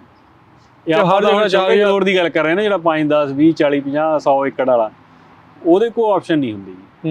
ਉਹਦੇ ਤੇ PG&E ਤਾਰਾਂ ਨਹੀਂ ਅਪਗ੍ਰੇਡ ਕਰ ਸਕਦੀ, ਜਾਂ ਕੋਈ ਵੀ ਜਿਹੜਾ ਪ੍ਰੋਵਾਈਡਰ ਆ, ਆਪਣਾ PG&E ਚਲੋ ਸਾਊਥਰਨ ਕੈਲੀਫੋਰਨੀਆ ਐਡੀਸਨ ਆ ਯਾਰ, ਐਡੀਸਨ ਹੈ ਨਾ। ਜੇ ਤੁਸੀਂ ਜਾ ਕੇ ਦੇਖੋਗੇ 5 ਦੇ ਨੇੜੇ ਤੇੜੇ ਜਿੰਨੇ ਕੁ ਸੋਲਰ ਲੱਗੇ ਆ, ਖਾਸ ਕਰਕੇ ਸਾਨੂੰ ਅਕੀਨ ਵੈਲੀ 'ਚ, ਕਿੰਗਸ ਤੇ ਕਰਨ ਕਾਊਂਟੀ 'ਚ ਜਾਂ ਟਲੈਰੀ 'ਚ, ਉੱਥੇ ਸਾਰਿਆਂ ਦੇ ਗ੍ਰਿਡ ਨਵੇਂ ਲੱਗੇ ਆ, ਪ੍ਰੋਜੈਕਟ ਵੀ ਵੱਡੇ ਆ। ਅੱਛਾ, ਉਹ ਵੀ ਮੈਂ ਕਈ ਹਜ਼ਾਰ ਏਕੜ 'ਚ ਲੱਗਿਆ, ਨਾਲ ਹੀ ਗ੍ਰਿਡ ਬਣ ਗਿਆ। ਉੱਥੋਂ ਫਿਰ ਉਹ ਆਪ ਹੀ ਪਾਵਰ ਟਰਾਂਸਫਰ ਕਰਦੇ, ਉਹ ਆਪ ਦੀ ਰਿਸਪੌਂਸਿਬਿਲਟੀ ਹੁੰਦੀ ਆ ਪ੍ਰੋਜੈਕਟਸ ਦੀ, ਜਿਹਨੇ ਵੀ ਉਹ ਕੀਤਾ, ਚਾਹੇ ਉਹ ਗਰੋਅਰ ਨੇ ਕੀਤਾ, ਚਾਹੇ ਕਿਸੇ ਪ੍ਰਾਈਵੇਟ ਫੰਡ ਨੇ ਕੀਤਾ। ਓਕੇ, ਉਹਨੂੰ ਆਪ ਦੇਖਣਾ ਪੈਂਦਾ, ਆਪ ਜਿਹੜੀ ਜ਼ਿੰਮੇਵਾਰੀ ਜਿਹੜੀ ਉਹ ਲੈਣੀ ਹੈ। ਸੋ ਇੱਥੇ ਫਿਰ ਹੁਣ ਜਿੱਦਾਂ ਇਹ ਤੁਸੀਂ ਦੱਸ ਰਹੇ ਹੋ ਵੀ 10 15 20 ਜਾਂ 100 ਵਾਲੇ ਆ, ਉਹਦੇ ਵਿੱਚ ਜੇ ਕੁਛ ਲੱਗਾ ਆ, ਬਦਾਮ ਲੱਗੇ ਆ, ਸੌਗੀ ਲੱਗੀ, ਪਿਸਤਾ ਲੱਗਾ, ਕੁਛ ਲੱਗਾ ਆ, ਤਾਂ ਫਿਰ ਉੱਥੇ ਇਹ ਆ ਵੀ ਕੁਛ ਹਿੱਸਾ ਸੋਲਰ ਤੇ ਕੁਛ ਹਿੱਸਾ ਖੇਤੀ, ਕਿਉਂਕਿ ਪਾਣੀ ਜੇ ਤੁਹਾਨੂੰ ਲਿਮਿਟਿਡ ਮਿਲਦਾ ਹੈ, ਜਿੱਥੇ ਤੁਹਾਨੂੰ ਫੀਸ ਪੈਨਲਟੀ ਜਿੱਥੇ ਤੱਕ ਨਹੀਂ ਪੈਂਦੀ, ਓਨੇ ਕੁ ਦੇ ਵਿੱਚ ਦੇਖ ਲਓ ਵੀ ਫਿਰ ਕਿੰਨਾ ਕੁ ਤੁਸੀਂ ਖੇਤੀ ਕਰ ਸਕਦੇ, ਉਨੀ ਖੇਤੀ ਰੱਖ ਲਓ, ਬਾਕੀ ਇਹੋ ਜਿਹੀ ਚੀਜ਼। ਹਾਂ ਨਹੀਂ, ਇਹੀ ਸਭ ਤੋਂ ਬੈਸਟ ਸੋਲੂਸ਼ਨ, ਹਾਈਬ੍ਰਿਡ ਸੋਲੂਸ਼ਨ। ਬਹੁਤ ਸਾਰੇ ਗਰੋਅਰਾਂ ਦਾ ਜਿਹੜੇ ਸਾਡੇ ਨਾਲ ਕੰਮ ਕਰ ਰਹੇ ਆ, ਆਪਾਂ ਅੱਗੇ ਵੀ ਕਈ ਵਾਰ ਗੱਲ ਕੀਤੀ ਵੀ ਜਿਹੜੇ ਬੈਂਕਰਪਸੀ ਦੇ ਨੇੜੇ ਸੀਗੇ ਹਨਾ, ਉਹਨਾਂ ਦੀ ਬੈਂਕਰਪਸੀ ਨਾ ਫਾਈਲ ਹੋਣ ਦੀ ਕਾਰਨ ਇਹੀ ਅਜੇ ਤੱਕ ਵੀ ਉਹਨਾਂ ਨੇ ਸੋਲਰ ਕੰਟਰੈਕਟ ਕਰ ਲਏ ਸਾਈਂ। ਠੀਕ ਹੈ ਨਾ। ਇਹ ਕਦੋਂ ਤੱਕ ਚੱਲਣਗੇ ਸੋਲਰ ਕੰਟਰੈਕਟ? ਓਵਰ ਕੈਪੈਸਿਟੀ ਤਾਂ ਨਹੀਂ ਹੋ ਜੂ ਫਿਰ? ਨਹੀਂ, ਹਜੇ ਤਾਂ ਸਟੇਟ ਕੋ ਮੈਨੂੰ ਲੱਗਦਾ ਵੀ 24-25 ਗੀਗਾਵਾਟ ਦਾ ਹੁਣ ਹੋਏਗਾ। ਪਹਿਲਾਂ 15-16 ਦੇ ਨੰਬਰ ਆਉਂਦੇ ਸੀ, ਲੇਟੈਸਟ ਇੰਨੇ ਕਾ ਹਨਾ, ਤੇ 70 ਗੀਗਾਵਾਟ ਚਾਹੀਦੀ ਸਾਨੂੰ। ਇਹ ਤਾਂ ਬਹੁਤ ਪੈਂਦਾ ਪਿਆ, ਫਿਰ ਤਾਂ ਬਹੁਤ ਕਾਫੀ ਹੈ। ਹਾਂ ਠੀਕ ਹੈ ਨਾ। ਸੋ ਉਸ ਐਂਗਲ ਤੋਂ ਉੱਥੇ ਨਹੀਂ ਪਹੁੰਚੇਗੇ। ਹਾਂ, ਸਟੇਟ ਦੇ ਜਿਹੜੇ ਇਨਫਰਾਸਟ੍ਰਕਚਰ 'ਚ ਬੋਟਲਨੈਕਸ ਨੇ ਨਾ, ਉਹ ਪ੍ਰੋਬਲਮ ਕ੍ਰੀਏਟ ਕਰ ਰਹੇ ਆ। ਰੈਡ ਟੇਪ ਮਤਲਬ ਵੀ ਤਾਰਾਂ ਨਹੀਂ ਅਪਗ੍ਰੇਡ ਗਈਆਂ, ਪੀਜੀ ਨਹੀਂ ਕੋਈ ਨੇ ਪੈਸੇ, ਇਨਫਰਾਸਟ੍ਰਕਚਰ ਨਹੀਂ, ਹਾਂ ਉਹ ਉਹਨਾਂ ਕੋਈ ਨੇ ਪੈਸੇ ਨਹੀਂ ਹੈਗੇ ਵੀ ਉਹ ਇਨਫਰਾਸਟ੍ਰਕਚਰ ਅਪਗ੍ਰੇਡ ਕਰਕੇ ਦੇ ਦੇਣ। ਪੈਸੇ ਤਾਂ ਅਰਸ਼ੋਂ ਦਾ ਹੋਣੇ ਆ, ਛਿੱਲ ਤਾਂ ਲਾਈ ਰੱਖਦੇ ਸਾਰਿਆਂ ਦੀ। ਨਹੀਂ ਦੇਖੋ, ਮੇਰੀ ਰੀਸੈਂਟਲੀ ਇੱਕ ਪੀਜੀਐਨਡੀ ਦੇ ਐਗਜ਼ੈਕਟਿਵ ਨਾਲ ਗੱਲਬਾਤ ਹੋ ਰਹੀ ਸੀ। ਮੈਂ ਕਿਹਾ ਵੀ ਤੁਸੀਂ ਕਰੀ 18 ਬਿਲੀਅਨ ਦਾ ਕਿੰਨਾ ਪ੍ਰੋਫਿਟ ਕੀਤਾ ਇਹਨਾਂ ਨੇ ਪਿਛਲੇ ਸਾਲ। ਉਹ ਕਹਿੰਦਾ ਵੀ ਪ੍ਰੋਫਿਟ ਤਾਂ ਹੈਗਾ, ਪਰ ਉਹ 'ਚ ਇਹ ਨਹੀਂ ਨਾ ਤੁਹਾਨੂੰ ਦੱਸਿਆ ਗਿਆ ਵੀ ਕਿੰਨੇ ਬਿਲੀਅਨ ਅਸੀਂ ਆਲਰੇਡੀ ਦੇਣਾ, ਜਿਹੜੇ ਕਲੇਮ ਹੋਏ ਨੇ ਸਾਡੇ। ਪੁੱਠੇ ਕੰਮ ਨਾ ਕਰ ਰਹੇ ਕਰਨ। ਸੋ ਪੈਸੇ ਪੂਸੇ ਹੈ ਨਹੀਂ ਉਹਨਾਂ ਕੋਲ ਦਿਖਾਉਣ ਲਈ, ਦੇਖਿਆ ਜਾਵੇ। ਨਹੀਂ, ਫਿਰ ਇਹਦਾ ਮਤਲਬ ਸ਼ੇਅਰ ਮਾਰਕੀਟ ਉਹਨੂੰ ਬਚਾਉਣ ਖਾਤਰ ਦਿਖਾਈ ਜਾਂਦੇ, ਸਟੇਟ ਹੀ ਬਚਾਈ ਜਾਂਦਾ ਉਹਨਾਂ ਨੂੰ। ਸਟੇਟ ਹੀ ਆਪਾਂ ਹੀ ਬਚਾ ਰਹੇ ਹਾਂ, ਸਟੇਟ ਵੀ ਕਿਹਨੂੰ ਬਚਾਓ? ਟੈਕਸ ਮਨੀ ਤੋਂ ਜਿਹੜਾ ਉਹ ਚੱਲ ਰਿਹਾ। ਸੋ ਬੇਲ ਆਊਟ ਮਿਲ ਰਿਹਾ ਉਹਨਾਂ ਨੂੰ ਹਰ ਸਾਲ। ਜਿੰਨਾ ਹੁਣ ਵੱਡੀ ਪੀਜੀਐਨਡੀ ਹੈਗੀ ਆ, ਤੇ ਉਹਨਾਂ ਫਾਇਰ ਹੈਜ਼ਰਡ ਆ ਕੈਲੀਫੋਰਨੀਆ 'ਚ, ਹਰੇਕ ਸਾਲ ਅੱਗ ਲੱਗਦੀ ਆ, ਹਰੇਕ ਸਾਲ ਉਹਨਾਂ ਦੀ ਕੋਈ ਨਾ ਕੋਈ ਗਲਤੀ ਨਿਕਲ ਆਉਂਦੀ ਆ, ਹਰੇਕ ਸਾਲ ਹੀ ਉਹਨਾਂ ਦੇ ਲਾਸ ਸੂਟ ਹੋ ਜਾਂਦੇ ਆ। ਉਹ ਪੈਸੇ ਆਪਦੇ ਆਪ ਨੂੰ ਅੱਡ ਰੱਖਦੇ ਆ ਹੁਣ ਉਹ ਬਕਟਸ। ਰੇਨੀ ਡੇ ਫੰਡ ਨਹੀਂ, ਵਾਈਲਡ ਫਾਇਰ ਫੰਡ। ਸੋ ਜਿਹੜੀ ਤੁਸੀਂ ਹਾਈਬ੍ਰਿਡ ਮਾਡਲ ਦੀ ਗੱਲ ਕੀਤੀ ਹੈ, ਦੇਖੋ ਹਾਈਬ੍ਰਿਡ ਮਾਡਲ ਵੀ ਕਈ ਤਰ੍ਹਾਂ ਦੇ ਬਣ ਜਾਂਦੇ ਆ, ਤੇ ਇਹ ਤੇ ਆਪਾਂ ਨਾ ਵਰਕਸ਼ਾਪ ਵੀ ਕਰਾਂਗੇ, ਕਿਉਂਕਿ ਮੈਨੂੰ ਕਾਫੀ ਫੀਡਬੈਕ ਜਾਂ ਕੁਐਸਚਨ ਇਸ ਤੇ ਆ ਰਹੇ ਸੀ ਹਨਾ, ਤੇ ਆਪਾਂ ਰੇਡੀਓ ਚਲੋ ਕਵਰ ਕਰਦੇ ਹਾਂ, ਬਟ ਜਿਆਦਾ ਜੇ ਕਲਾਸਰੂਮ ਸੈਟਅਪ 'ਚ ਵਿਜ਼ੂਅਲ ਬਣਾ ਕੇ ਅਗਲੇ ਨੂੰ ਦਿਖਾਇਆ ਜਾਵੇ, ਫੇਰ ਮੈਨੂੰ ਲੱਗਦਾ ਜ਼ਿਆਦਾ ਹੈਲਪਫੁਲ ਹੋਊਗਾ, ਜਾਂ ਵਰਕਸ਼ਾਪ ਟਾਈਪ 'ਚ ਹਨਾ। ਕਿਉਂਕਿ ਹਰ ਇੱਕ ਬੰਦੇ ਦੇ ਸਰਕਮਸਟਾਂਸ ਵੱਖਰੇ ਆ, ਸਿਚੁਏਸ਼ਨ ਹਰ ਇੱਕ ਦੀ ਵੱਖੋ ਵੱਖਰੀ ਆ। ਹਾਂਜੀ, ਨਹੀਂ ਕਈ ਵਾਰ ਆਪਾਂ ਰਾਏ ਕਹਿੰਦੇ ਆਪਾਂ ਉਵੇਂ, ਜਿਵੇਂ ਹੁਣ ਆਪਾਂ ਦੱਸਤਾ ਹਨਾ ਵੀ ਹਾਈਬ੍ਰਿਡ ਮਾਡਲ ਬਣਾ ਲਓ, ਵੀ ਤੁਸੀਂ ਥੋੜੇ ਸੋਲਰ ਲਵਾ ਲਓ, ਬਾਕੀ ਛੱਡ ਲਓ, ਪਰ ਇਹ ਵੀ ਇੰਨੀ ਸਿੰਪਲੀਫਾਈਡ ਚੀਜ਼ ਨਹੀਂ ਹੈਗੀ। ਹੁਣ ਜਿਵੇਂ ਇੱਕ ਗਰੋਅਰ, ਜਦੋਂ ਕੋਈ ਮੈਨੂੰ ਫੋਨ ਕਰਦਾ ਨਾ, ਅਸਲ 'ਚ ਉਹ 'ਚ ਆਪਦੇ ਆਪ ਨੂੰ ਫਿਰ ਸਿੱਖਣ ਨੂੰ ਮਿਲਦਾ ਕੁਛ। ਤੇ ਜਿਵੇਂ ਇੱਕ ਗਰੋਅਰ ਨੇ ਫੋਨ ਕੀਤਾ, ਮੈਗਸਾ 'ਚ ਜ਼ਮੀਨ ਆ ਆਪਣੇ ਇੱਥੇ ਹੀ ਹਨਾ, ਫ੍ਰੈਜ਼ਨੋ ਕਾਊਂਟੀ, ਤੇ ਉਹ ਕਹਿੰਦਾ ਭਾਈ ਮੇਰੀ 3 ਜਗ੍ਹਾ ਜ਼ਮੀਨ ਆ ਹਨਾ, ਤੇ 3 ਹੀ ਵਾਈਟ ਲੈਂਡ ਆ ਹਨਾ, ਤੇ ਉਹ ਸੋਲਰ ਪ੍ਰੋਜੈਕਟ ਉਹਦਾ ਦੀ ਹੈਲਪ ਕਰ ਰਹੇ ਸੀ ਆਪਾਂ। ਠੀਕ ਹੈ, ਉਹਦੇ ਚੈੱਕ 'ਚ ਸੋਲਰ ਪ੍ਰੋਜੈਕਟ ਖੇਤ 'ਚ ਉਹਦਾ ਕਰ ਰਹੇ ਆ, ਇਨ ਪ੍ਰੋਸੈਸ ਲੱਗ ਸਕਦਾ। ਹਾਂ, ਲੱਗ ਸਕਦਾ। ਤੇ ਉਹ ਕਹਿੰਦਾ ਵੀ ਪਰ ਫਿਰ ਮੈਨੂੰ ਇੱਥੇ ਕਹਿੰਦਾ ਥੋੜੀ ਜਿਹੀ ਜ਼ਮੀਨ ਛੱਡ ਦਿਓ, ਮੈਂ ਇਹ 'ਚ ਕਹਿੰਦਾ ਨਾਲ ਖੇਤੀ ਕਰ ਲੂੰ। ਫਿਰ ਮੈਂ ਉਹਨੂੰ ਇਹ ਗੱਲ ਸਮਝਾਈ, ਫਿਰ ਮੇਰੇ ਦਿਮਾਗ 'ਚ ਆਈ ਵੀ ਇਹ ਗੱਲ ਤਾਂ ਮੈਂ ਕਦੇ ਵੀ ਨਹੀਂ ਮੈਂਸ਼ਨ ਕੀਤੀ ਪ੍ਰੋਗਰਾਮ 'ਚ ਕਿਸੇ 'ਚ, ਬਈ ਜੇ ਤੁਸੀਂ ਸੇਮ GSA 'ਚ ਆ ਨਾ, ਤਾਂ ਤੁਹਾਨੂੰ ਵਾਟਰ ਕ੍ਰੈਡਿਟ ਤੁਸੀਂ ਇੱਕ ਫੀਲਡ ਤੋਂ ਦੂਜੇ ਫੀਲਡ ਟ੍ਰਾਂਸਫਰ ਕਰ ਸਕਦੇ। ਅੱਛਾ, ਵੀ ਉੱਥੇ ਖੇਤੀ ਨਹੀਂ ਕਰਨੀ, ਉਹਦੀ ਥਾਂ ਤੇ ਇੱਧਰ ਪਾਣੀ ਕੱਢ ਲਓ। ਪਰ ਜੇ ਤੁਸੀਂ ਸੇਮ ਬੇਸਨ 'ਚ ਤੇ ਜੇ ਸੇਮ GSA 'ਚ ਆ, ਫਿਰ ਤਾਂ ਬੜਾ ਹੀ ਸੌਖਾ ਕੰਮ। ਸੇਮ GSA ਮੰਨ ਲਓ ਸਾਡਾ ਵਾਟਰ ਡਿਸਟ੍ਰਿਕਟ ਸੇਮ ਆ, ਜੇ FIDA ਮੈਕਸਾ 'ਚ ਹੀ ਆ ਤੈਨੂੰ ਪ੍ਰੋਪਰ, ਉਹਨਾਂ ਨੇ ਤੁਹਾਡੇ ਲਿਮਿਟ ਲਾਤੀ ਵੀ ਭਾਈ ਤੂੰ ਇੰਨੀ ਕੱਢ ਸਕਦਾ ਹਨਾ, 16 ਕੱਢ ਰਿਹਾ, ਪਰ ਮੈਂ ਇੱਧਰ ਕੱਢ ਰਿਹਾ ਉਹੀ ਜਿਹੜੇ ਮੇਰੇ ਉਧਰਲੇ ਕ੍ਰੈਡਿਟ 16 ਜਮਾ 16 32 ਹੋ ਜੂ ਫਿਰ ਇੱਕ ਪਾਸੇ। ਤੇ ਜੇ ਤਾਂ ਸੇਮ GSA 'ਚ ਆ, ਫਿਰ ਬਹੁਤ ਸਿੰਪਲੀਫਾਈਡ ਪ੍ਰੋਸੈਸ ਹੈ। ਸੇਮ ਬੇਸਨ 'ਚ ਵੀ ਐਕਸੈਪਸ਼ਨ ਲਿਖ ਦਿੰਦੇ ਆ, ਜ਼ਿਆਦਾ ਬੇਸਨ ਵੀ ਇੱਕ ਤੋਂ ਦੂਜੇ GSA 'ਚ ਤੁਸੀਂ ਕਰ ਲਓ ਹਨਾ, ਤੇ ਬੇਸਨ ਟੂ ਬੇਸਨ ਨਹੀਂ ਟ੍ਰਾਂਸਫਰ ਹੋਣ ਦਿੰਦੇ ਹੈ ਜੀ ਕ੍ਰੈਡਿਟ, ਓਨਲੀ ਵਿਦ ਇਨ ਬੇਸਨ। ਹਾਂ, ਤੇ ਉਹ ਫਿਊਚਰ 'ਚ ਹੋਊਗਾ, ਉਹ ਵੀ ਇਹ ਵੀ ਆਪਸ਼ਨਸ ਹੋਣਗੇ, ਕਰਨਾ ਪੈਣਾ, ਕਿਉਂਕਿ ਬਹੁਤ ਸਾਰੇ ਬੇਸਨ ਆ ਨਾ, ਜਿਵੇਂ ਬਾਉਂਡਰੀ ਤਾਂ ਹੁਣ ਇੱਕ ਬਾਉਂਡਰੀ ਤੇ ਲੱਗਦੀ ਹੈ, ਤੁਹਾਡਾ ਕਿਹੜਾ ਇੱਧਰਲੇ ਬੇਸਨ 'ਚ ਹੋ ਸਕਦਾ, ਦੂਜਾ ਦੂਜੇ 'ਚ ਹੋ ਸਕਦਾ, ਇਦਾਂ ਹੀ ਹੈ ਹਨਾ, ਤੇ ਜਾਂ ਤੁਸੀਂ ਅੱਧੇ ਮਾਈਲ ਤੇ ਹੀ ਆ। ਹੈ ਨਾ। ਤੇ ਬਹੁਤ ਸਾਰੀ ਟ੍ਰਾਂਜੀਸ਼ਨਲ ਲੈਂਡ ਆ ਜਾਂਦੀ ਹੈ, ਕੁਦਰਤੀ ਬਣੀ ਹੋਈ ਹੈ, ਜਿੱਥੇ ਉਹ ਲੈਂਡ ਦੋਨੇ ਬੇਸਨ 'ਚ ਮਿਕਸ ਹੋਈ ਹੋਈ ਹੈ। ਸੋ ਇਹ ਬਹੁਤ ਸਾਰੀਆਂ ਹਜੇ ਕੰਪਲੀਕੇਸ਼ਨਸ ਹੈਗੀਆਂ ਨੇ। ਤੇ ਜਿਹੜਾ ਜੇ ਕੋਈ ਵਿਸ਼ਾ ਮੈਨੂੰ ਲੱਗਦਾ ਵੀ ਇਹ ਗੱਲ ਹੋਰ ਪਾਸੇ ਦਾ ਨਹੀਂ ਮੈਂ ਲਿਜਾਣੀ ਚਾਹੁੰਦਾ, ਪਰ ਜੇ ਕੋਈ ਜਵਾਕ ਅੱਜ ਕੱਲ੍ਹ ਸਕੂਲ ਜਾ ਰਿਹਾ ਤਾਂ ਉਹਨਾਂ ਨੂੰ ਕਹਿ ਵੀ ਵਾਟਰ ਲਾਅ ਤੇ ਪੜ੍ਹੋ, ਜੇ ਵਕੀਲ ਬਣਨਾ ਤਾਂ ਵਾਟਰ ਲਾਅ ਪੜ੍ਹੋ, ਤੁਹਾਨੂੰ ਸਾਰੀ ਜ਼ਿੰਦਗੀ ਦੇ ਪੈਸੇ ਨੇ। ਕੇਸ ਬਥੇਰੇ ਆਉਣੇ ਆ, ਕੇਸ ਬਹੁਤ ਆਉਣੇ ਆ। ਹਾਂ, ਪ੍ਰਵੇਸ਼ਨ ਤੇ ਜ਼ਮੀਨਾਂ ਅਜੇ ਵੀ ਜਾ ਰਹੀਆਂ, ਪ੍ਰਵੇਸ਼ਨ ਤੇ ਜਾ ਰਹੀਆਂ ਜੀ। ਕੋਈ ਯੂ ਟਰਨ ਵੀ ਹੋਇਆ, ਜਿਵੇਂ ਕਰਨ ਵਾਲਿਆਂ ਨੂੰ ਕਹਿਤਾ ਸੀਗਾ ਵੀ ਸਾਰੇ ਬੇਸਨ ਨੂੰ ਵੀ ਤੁਹਾਨੂੰ ਸਮਾਂ ਦਿੱਤਾ ਜਾਂਦਾ, ਹੋਰ ਤੁਹਾਡੀ ਪ੍ਰੋਗਰੈਸ ਵਧੀਆ। ਮਤਲਬ ਫਰਵਰੀ ਸੀਗੀ ਉਹਨਾਂ ਦੀ, ਉਹਨਾਂ ਨੂੰ ਜੂਨ ਤੱਕ ਦਾ ਸਮਾਂ ਦਿੱਤਾ, 4 ਮਹੀਨੇ ਹੋਰ। ਜਿਹੜੀਆਂ ਤੁਹਾਡੀਆਂ 2 ਚੀਜ਼ਾਂ ਰਹਿੰਦੀਆਂ ਉਹ ਵੀ ਕੰਪਲੀਟ ਕਰ ਲਓ, ਦੁਬਾਰਾ ਆ ਜਿਓ, ਹੈ ਨਾ। GSA ਬਣਾ ਕੇ ਹਾਂ, ਮਤਲਬ ਉਹਨਾਂ ਦਾ ਬਣਿਆ ਹੀ ਹੋਇਆ, ਉਹ ਤਾਂ ਸਾਰਾ GSP ਹੈਗੀ ਆ, ਹੈ ਨਾ। ਸੋ ਉਹ ਤਾਂ ਚੱਲ ਹੀ ਰਿਹਾ ਹਜੇ ਤੱਕ। ਤਾਂ 2 ਬੇਸਨ ਹੀ ਪ੍ਰੋਬੇਸ਼ਨਰੀ ਤੇ ਆ ਜਿੱਥੇ ਸਟੇਟ ਦਾ ਕੰਟਰੋਲ ਆ, ਕਲੈਰੀ ਲੋਕ ਬੇਸਨ ਆ ਤੇ ਈਸਟਰਨ ਟੋਲੀ ਹੈ ਨਾ। ਇੱਥੇ ਬਹੁਤ ਜ਼ਿਆਦਾ ਮਤਲਬ ਇਹੋ ਜਿਹੇ ਵੀ ਏਰੀਆ, ਪਰ ਇਹੀ ਥਾਂ ਸੀ ਜਿੱਥੇ ਹੁਣ ਜਦੋਂ ਹੜ੍ਹ ਆਇਆ ਸੀ, ਮੀਂਹ ਪਏ ਸੀ, ਵੀ ਇੱਥੇ ਟਲੈਰੀ ਲੇਕ ਵੀ ਇੱਥੇ ਹੀ ਬਣੀ ਸੀ। ਉਹ ਪਾਣੀ ਨੇ ਬਹੁਤ ਹੈਲਪ ਕੀਤੀ ਹੋਣੀ ਹੈ, ਜਿਹੜਾ ਖੜਿਆ ਰਿਹਾ। ਹਾਂ, ਬਹੁਤ ਜ਼ਿਆਦਾ ਹੈਲਪ ਕੀਤੀ ਹੋਣੀ। ਜੇ ਉਹ ਵੀ ਨਾ ਹੁੰਦਾ ਤਾਂ ਕੰਮ ਖਰਾਬ ਹੀ ਸੀ। ਫਿਰ ਤਾਂ ਬਹੁਤ ਹੋਣਾ ਸੀ, ਕਿਉਂਕਿ ਐਵਰੇਜ ਹੀ ਦੇਖਦੇ ਆ। ਫਿਰ ਵੀ ਦੇਖ ਲਓ 5-5.5 ਇੰਚ ਪਾਣੀ ਕੱਢਣ ਦਿੰਦੇ ਆ ਉਹ ਏਰੀਆ 'ਚ ਸਿਰਫ। ਹਾਂ, ਕਹਿਣਾ ਹੀ ਸੌਖਾ ਹੈ, 5.5 ਇੰਚ ਨਾਲ ਕੁਛ ਨਹੀਂ ਹੋਣਾ, ਕੁਛ ਵੀ ਨਹੀਂ ਹੋਣਾ। ਸੋ ਇਹ ਜਿਹੜੇ ਹਾਈਬ੍ਰਿਡ ਮਾਡਲ ਦੇ ਵਿੱਚ ਹਰ ਤਾਂ ਸੋਲਰ ਨਹੀਂ ਲੱਗ ਸਕਦਾ, ਓਬਵੀਅਸ ਜੀ ਗੱਲ ਆ। ਕਪੈਸਿਟੀ ਦੀ, ਜਿੱਦਾਂ ਤੁਸੀਂ ਦੱਸਿਆ, ਲਾਈਨ ਕਪੈਸਿਟੀ ਦੀ ਇੱਕ ਵੱਡੀ ਜਿਹੜੀ ਦਿੱਕਤ ਆ ਉਹ ਹੈਗੀ, ਇਨਫਰਾਸਟਰਕਚਰ ਦੀ ਹੈਗੀ ਆ। ਇਸ ਹਾਈਬ੍ਰਿਡ ਮਾਡਲ ਦੇ ਵਿੱਚ ਹੋਰ ਕੀ ਹੁੰਦਾ ਹੈ? ਕਿੱਦਾਂ ਦੇ ਹੋਰ ਹਾਈਬ੍ਰਿਡ ਮਾਡਲ ਤੁਸੀਂ ਦੇਖ ਰਹੇ ਆ, ਜਾਂ ਡਿਜ਼ਾਈਨ ਨੂੰ ਲੈ ਕੇ ਰਿਸਰਚ ਹੋ ਰਹੀ ਆ, ਜਾਂ ਉੱਤੇ ਚਰਚਾ ਹੋ ਰਹੀ? ਦੇਖੋ, ਹਾਈਬ੍ਰਿਡ ਮਾਡਲ 'ਚ ਇਕੱਲਾ ਸੋਲਰ ਹੀ ਨਹੀਂ ਆਉਂਦਾ ਹੈਗਾ, ਅਲਟਰਨੇਟਿਵ ਕ੍ਰੌਪਸ ਵੀ ਆਉਂਦੀਆਂ ਨੇ, ਹੈ ਨਾ। ਤੁਸੀਂ ਡਿਵਰਸੀਫਾਈ ਕਰ ਲਓ ਇਹੋ ਜਿਹੀਆਂ ਕ੍ਰੌਪਸ ਨਾਲ, ਜਿੱਥੇ ਤੁਸੀਂ ਜਿਸ ਸਾਲ ਤੁਹਾਨੂੰ ਪਾਣੀ ਮਿਲਦਾ ਉਸ ਸਾਲ ਉੱਥੇ ਉਹ ਕ੍ਰੌਪ ਲਾ ਲਓ, ਜਿਸ ਸਾਲ ਨਹੀਂ ਮਿਲਦਾ ਉੱਥੇ ਨਾ ਲਾਓ। ਠੀਕ ਹੈ ਜੀ। ਇੱਕ ਤਾਂ ਇਹ ਚੀਜ਼ ਹੁੰਦੀ ਹੈ, ਕਿਉਂਕਿ ਬਹੁਤ ਸਾਰੇ ਏਰੀਏ ਇਹੋ ਜਿਹੇ ਨੇ ਜਿਹੜੇ ਕਨੈਕਟਡ ਨੇ ਡਿਚ ਵਾਟਰ ਨਾਲ, ਬਟ ਉਹਨਾਂ ਕੋਲ ਰਾਈਟ ਸੀਨੀਅਰ ਨਹੀਂ ਗੇ। ਜਿਵੇਂ ਮੰਡੇਰੇ ਬੇਸਨ ਦੀ ਆਪਾਂ ਐਗਜ਼ਾਮਪਲ ਲੈ ਲਈਏ, ਉੱਥੇ ਕਲਾਸ 1, ਕਲਾਸ 2, ਕਲਾਸ 3 ਰਾਈਟਸ ਨੇ, ਹੈ ਨਾ, ਜਿਨ੍ਹਾਂ ਨੂੰ ਪਾਣੀ ਮਿਲਦਾ। ਪਹਿਲਾਂ ਰਾਈਪੇਰੀਅਨ ਹੋ ਗਏ, ਰਾਈਪੇਰੀਅਨ ਦਾ ਹੋ ਗਏ ਵੀ ਜਿਨ੍ਹਾਂ ਦੇ ਸੀਨੀਅਰ ਵਾਟਰ ਰਾਈਟਸ ਆ ਦਰਿਆ ਦੇ ਨਾਲ ਲੱਗਦੇ ਆ, ਉਹਨਾਂ ਦਾ ਕੋਈ ਲਿਮਿਟ ਨਹੀਂ, ਐਜ਼ ਲੌਂਗ ਐਜ਼ ਆਪਦੀ ਪ੍ਰੋਪਰਟੀ ਯੂਜ਼ ਕਰਦੇ ਆ, ਕੱਢੀ ਜਾਓ ਜਿੰਨਾ ਕੱਢਣਾ। ਠੀਕ ਹੈ, ਉਹਨੂੰ ਕੋਈ ਚੈਲੰਜ ਨਹੀਂ ਕਰਦਾ ਹੈਗਾ, ਹੈ ਨਾ। ਪ੍ਰੀ 1914 ਰਾਈਟਸ ਕਹਿੰਦੇ ਨੇ। ਠੀਕ ਹੈ। ਤੇ ਦੂਜਾ ਫਿਰ ਕਲਾਸ 1 ਰਾਈਟਸ ਆ ਜਾਂਦੇ ਆ ਜੀ। ਠੀਕ ਹੈ, ਜਿਹੜੇ ਜਿਨ੍ਹਾਂ ਨੂੰ ਪਾਣੀ ਬਾਅਦ 'ਚ ਮਿਲਿਆ, ਪਰ ਉਹਨਾਂ ਨੇ ਸਭ ਤੋਂ ਪਹਿਲਾਂ ਪਾਣੀ ਲਿਆ ਸੀ ਉੱਥੇ ਜਦੋਂ ਖੇਤੀ ਸ਼ੁਰੂ ਹੋਈ ਸੀ। ਠੀਕ ਹੈ। ਫਿਰ ਜਿਹੜੇ ਕਲਾਸ 1 ਰਾਈਟਸ ਵਾਲੀਆਂ ਪ੍ਰਾਪਰਟੀਜ਼ ਨੇ, ਉਹਨਾਂ ਨੂੰ ਉਹ ਆਲਮੋਸਟ ਗਾਰੰਟੀਡ ਵਾਟਰ ਦਿੰਦੇ ਆ, ਤੇ ਉਹਨਾਂ ਦਾ ਰੇਟ ਵੀ ਘੱਟ ਹੁੰਦਾ। ਅੱਛਾ, ਜਿਵੇਂ ਉਹਨਾਂ ਰਾਈਪੇਰੀਅਨ ਨੂੰ ਫ੍ਰੀ ਹੁੰਦਾ? ਰਾਈਪੇਰੀਅਨ ਨੂੰ ਆਲਮੋਸਟ ਫ੍ਰੀ ਹੁੰਦਾ। ਠੀਕ ਹੈ। ਠੀਕ ਹੈ। ਕਲਾਸ 1 ਨੂੰ ਜਿਵੇਂ ਪਿਛਲੇ 2 ਸਾਲ ਪਹਿਲਾਂ ਦੇ ਮੈਨੂੰ ਨੰਬਰ ਯਾਦ ਆ, ਕਿਉਂਕਿ ਇੱਕ ਇਹ ਜਿਹੜਾ ਪਾਣੀ ਆਪਾਂ ਧਰਤੀ ਹੇਠੋਂ ਕੱਢਦੇ ਉਹ ਵਾਲੇ ਦੀ ਗੱਲ ਕਰ ਰਹੇ, ਜਿਹੜਾ ਆਪਾਂ ਸਰਫੇਸ ਵਿੱਚ ਤੋਂ ਮਿਲਦਾ ਆਪਾਂ ਨੂੰ? ਠੀਕ ਹੈ। ਨਹਿਰਾਂ ਵਾਲਾ ਪਾਣੀ, ਨਹਿਰੀ ਪਾਣੀ ਦੇ ਵੀ ਅੱਡ-ਅੱਡ ਰਾਈਟਸ ਨੇ ਕਈ ਡਿਸਟ੍ਰਿਕਟ। ਠੀਕ ਹੈ। ਓਕੇ ਜੀ। ਸੋ ਤੇ ਕਈ ਡਿਸਟ੍ਰਿਕਟ ਨੇ ਜਿਵੇਂ ਉੱਥੇ ਇਹ ਹੈ ਨਹੀਂ ਗੀ ਆਪਸ਼ਨ ਵੀ ਜਾਂ ਤੁਹਾਡੇ ਕੋਲ ਹੈਗਾ ਜਾਂ ਨਹੀਂ ਹੈਗਾ, ਸਿੱਧਾ ਹੀ ਜੇ ਹੈਗਾ ਤਾਂ ਸਾਰਿਆਂ ਕੋਲ ਬਰਾਬਰ ਆ ਰਾਈਟਸ। ਉਹ ਕਿਹੜਾ ਕਲਾਸ 2, ਕਲਾਸ 3 ਹੁੰਦਾ ਕਿਹੜਾ? ਮਤਲਬ ਉਹ ਜਿਵੇਂ ਹੁਣ ਆਪਣੇ ਇੱਧਰ ਆ ਜਾਈਏ, ਨਾਰਥ ਕਿੰਗਸ 'ਚ ਆ ਜਾਈਏ, FID CID ਆ ਜਾਓ, ਇੱਥੇ ਜਾਂ ਤੁਹਾਨੂੰ ਪਾਣੀ ਮਿਲਦਾ ਜਾਂ ਨਹੀਂ ਮਿਲਦਾ। ਜੇ ਮਿਲਦਾ ਤਾਂ ਇੱਕੋ ਹੀ ਰੇਟ ਆ ਸਾਰਿਆਂ ਨੂੰ ਬਰਾਬਰ, ਕੁਆਂਟੀਟੀ ਵੀ ਇੱਕੋ ਹੀ ਆ। ਠੀਕ ਹੈ ਜੀ। ਮੰਡੇਰੇ 'ਚ ਨਹੀਂ ਗਾ, ਮੰਡੇਰੇ 'ਚ ਹੈਗਾ ਵੀ ਕਲਾਸ 1, ਕਲਾਸ 2, ਕਲਾਸ 3। 1 ਵਾਲਿਆਂ ਨੂੰ ਆਲਮੋਸਟ ਗਾਰੰਟੀ ਪਾਣੀ ਹੁੰਦਾ, 2 ਵਾਲਿਆਂ ਨੂੰ ਹੁੰਦਾ ਵੀ ਜੇ ਕੇਰਾ 1 ਵਾਲਿਆਂ ਨੂੰ ਸਾਰਿਆਂ ਨੂੰ ਭੁਗਤ ਗਿਆ, ਜੇ ਬਚੂਗਾ ਤਾਂ ਦੇਵਾਂਗੇ, ਤੇ ਉਹਨਾਂ ਦਾ ਪ੍ਰਾਈਸ ਵੀ ਜ਼ਿਆਦਾ ਹੁੰਦਾ। ਜਿਵੇਂ 125 ਏਕੜ ਸੀ ਉਸ ਸਾਲ, ਉੱਦਾਂ ਦਾ 2 ਵਾਲਿਆਂ ਦਾ $275 ਏਕੜ। ਅੱਛਾ, ਠੀਕ ਆ। ਤੇ ਕਲਾਸ 3 ਵਾਲੇ ਉਹ ਹੁੰਦੇ ਵੀ ਜਦੋਂ ਕਿਤੇ ਬਾਹਲਾ ਹੀ ਮੀਂਹ ਪੈ ਗਿਆ, ਵੀ 1 ਵਾਲਿਆਂ ਨੂੰ ਵੀ ਪੂਰਾ ਆ ਗਿਆ, 2 ਵਾਲਿਆਂ ਨੂੰ ਵੀ ਆ ਗਿਆ, ਫਿਰ 3 ਵਾਲਿਆਂ ਨੂੰ ਦੇਵਾਂਗੇ। ਫਿਰ ਉਹ ਵੀ ਉਹ ਤੋਂ ਵੀ ਮਹਿੰਗਾ ਹੋਊਗਾ, ਫਿਰ ਉਹਨਾਂ ਦਾ ਉਦੋਂ ਮਹਿੰਗਾ, ਮਤਲਬ 350 ਤੋਂ ਵੀ ਉੱਤੇ ਹੋਊਗਾ। ਹਾਂ, ਪਰ ਕਲਾਸ 3 ਤਾਂ ਹੁਣ ਟੂ ਬੀ ਆਨੈਸਟ ਬਹੁਤ ਘੱਟ ਹੁੰਦੀ ਹੈ, ਜਾਂ ਕਿ ਜਿਵੇਂ ਪਿਛਲੇ ਸਾਲ ਬਾਹਲਾ ਹੀ ਮੀਂਹ ਪੈ ਗਏ ਸੀਗੇ, ਉਦੋਂ ਉਹ ਜਿਹੇ ਈਅਰਸ 'ਚ ਆ ਸਕਦਾ ਪਾਣੀ। ਜਨਰਲੀ ਪਾਣੀ ਆਉਣਾ ਹੁਣ 3 ਵਾਲਿਆਂ ਨੂੰ ਬਹੁਤ ਔਖਾ ਗੱਲ ਹੈ। ਅੱਛਾ, ਜਦੋਂ ਆਪਾਂ ਹੁਣ ਸਿੰਗਲ ਸੋਰਸ ਆਫ ਵਾਟਰ ਦੀ ਗੱਲ ਕਰਦੇ ਹਾਂ, ਜ਼ਿਆਦਾਤਰ ਬੰਦੇ ਦੇ ਦਿਮਾਗ 'ਚ ਆਉਂਦਾ ਵੀ ਅੰਡਰਗਰਾਊਂਡ ਵਾਟਰ, ਜਾਂ ਵਾਈਟ ਲੈਂਡ ਦੇ ਵਿੱਚ ਕੀ ਵਾਈਟ ਲੈਂਡ ਦੇ ਵਿੱਚ ਸਿਰਫ ਅੰਡਰਗਰਾਊਂਡ ਵਾਟਰ ਵਾਲੇ ਆ, ਜਾਂ ਇਕੱਲੇ ਨਹਿਰੀ ਪਾਣੀ ਵਾਲੇ ਵੀ ਜ਼ਮੀਨ ਆਉਂਦੀ ਹੈ?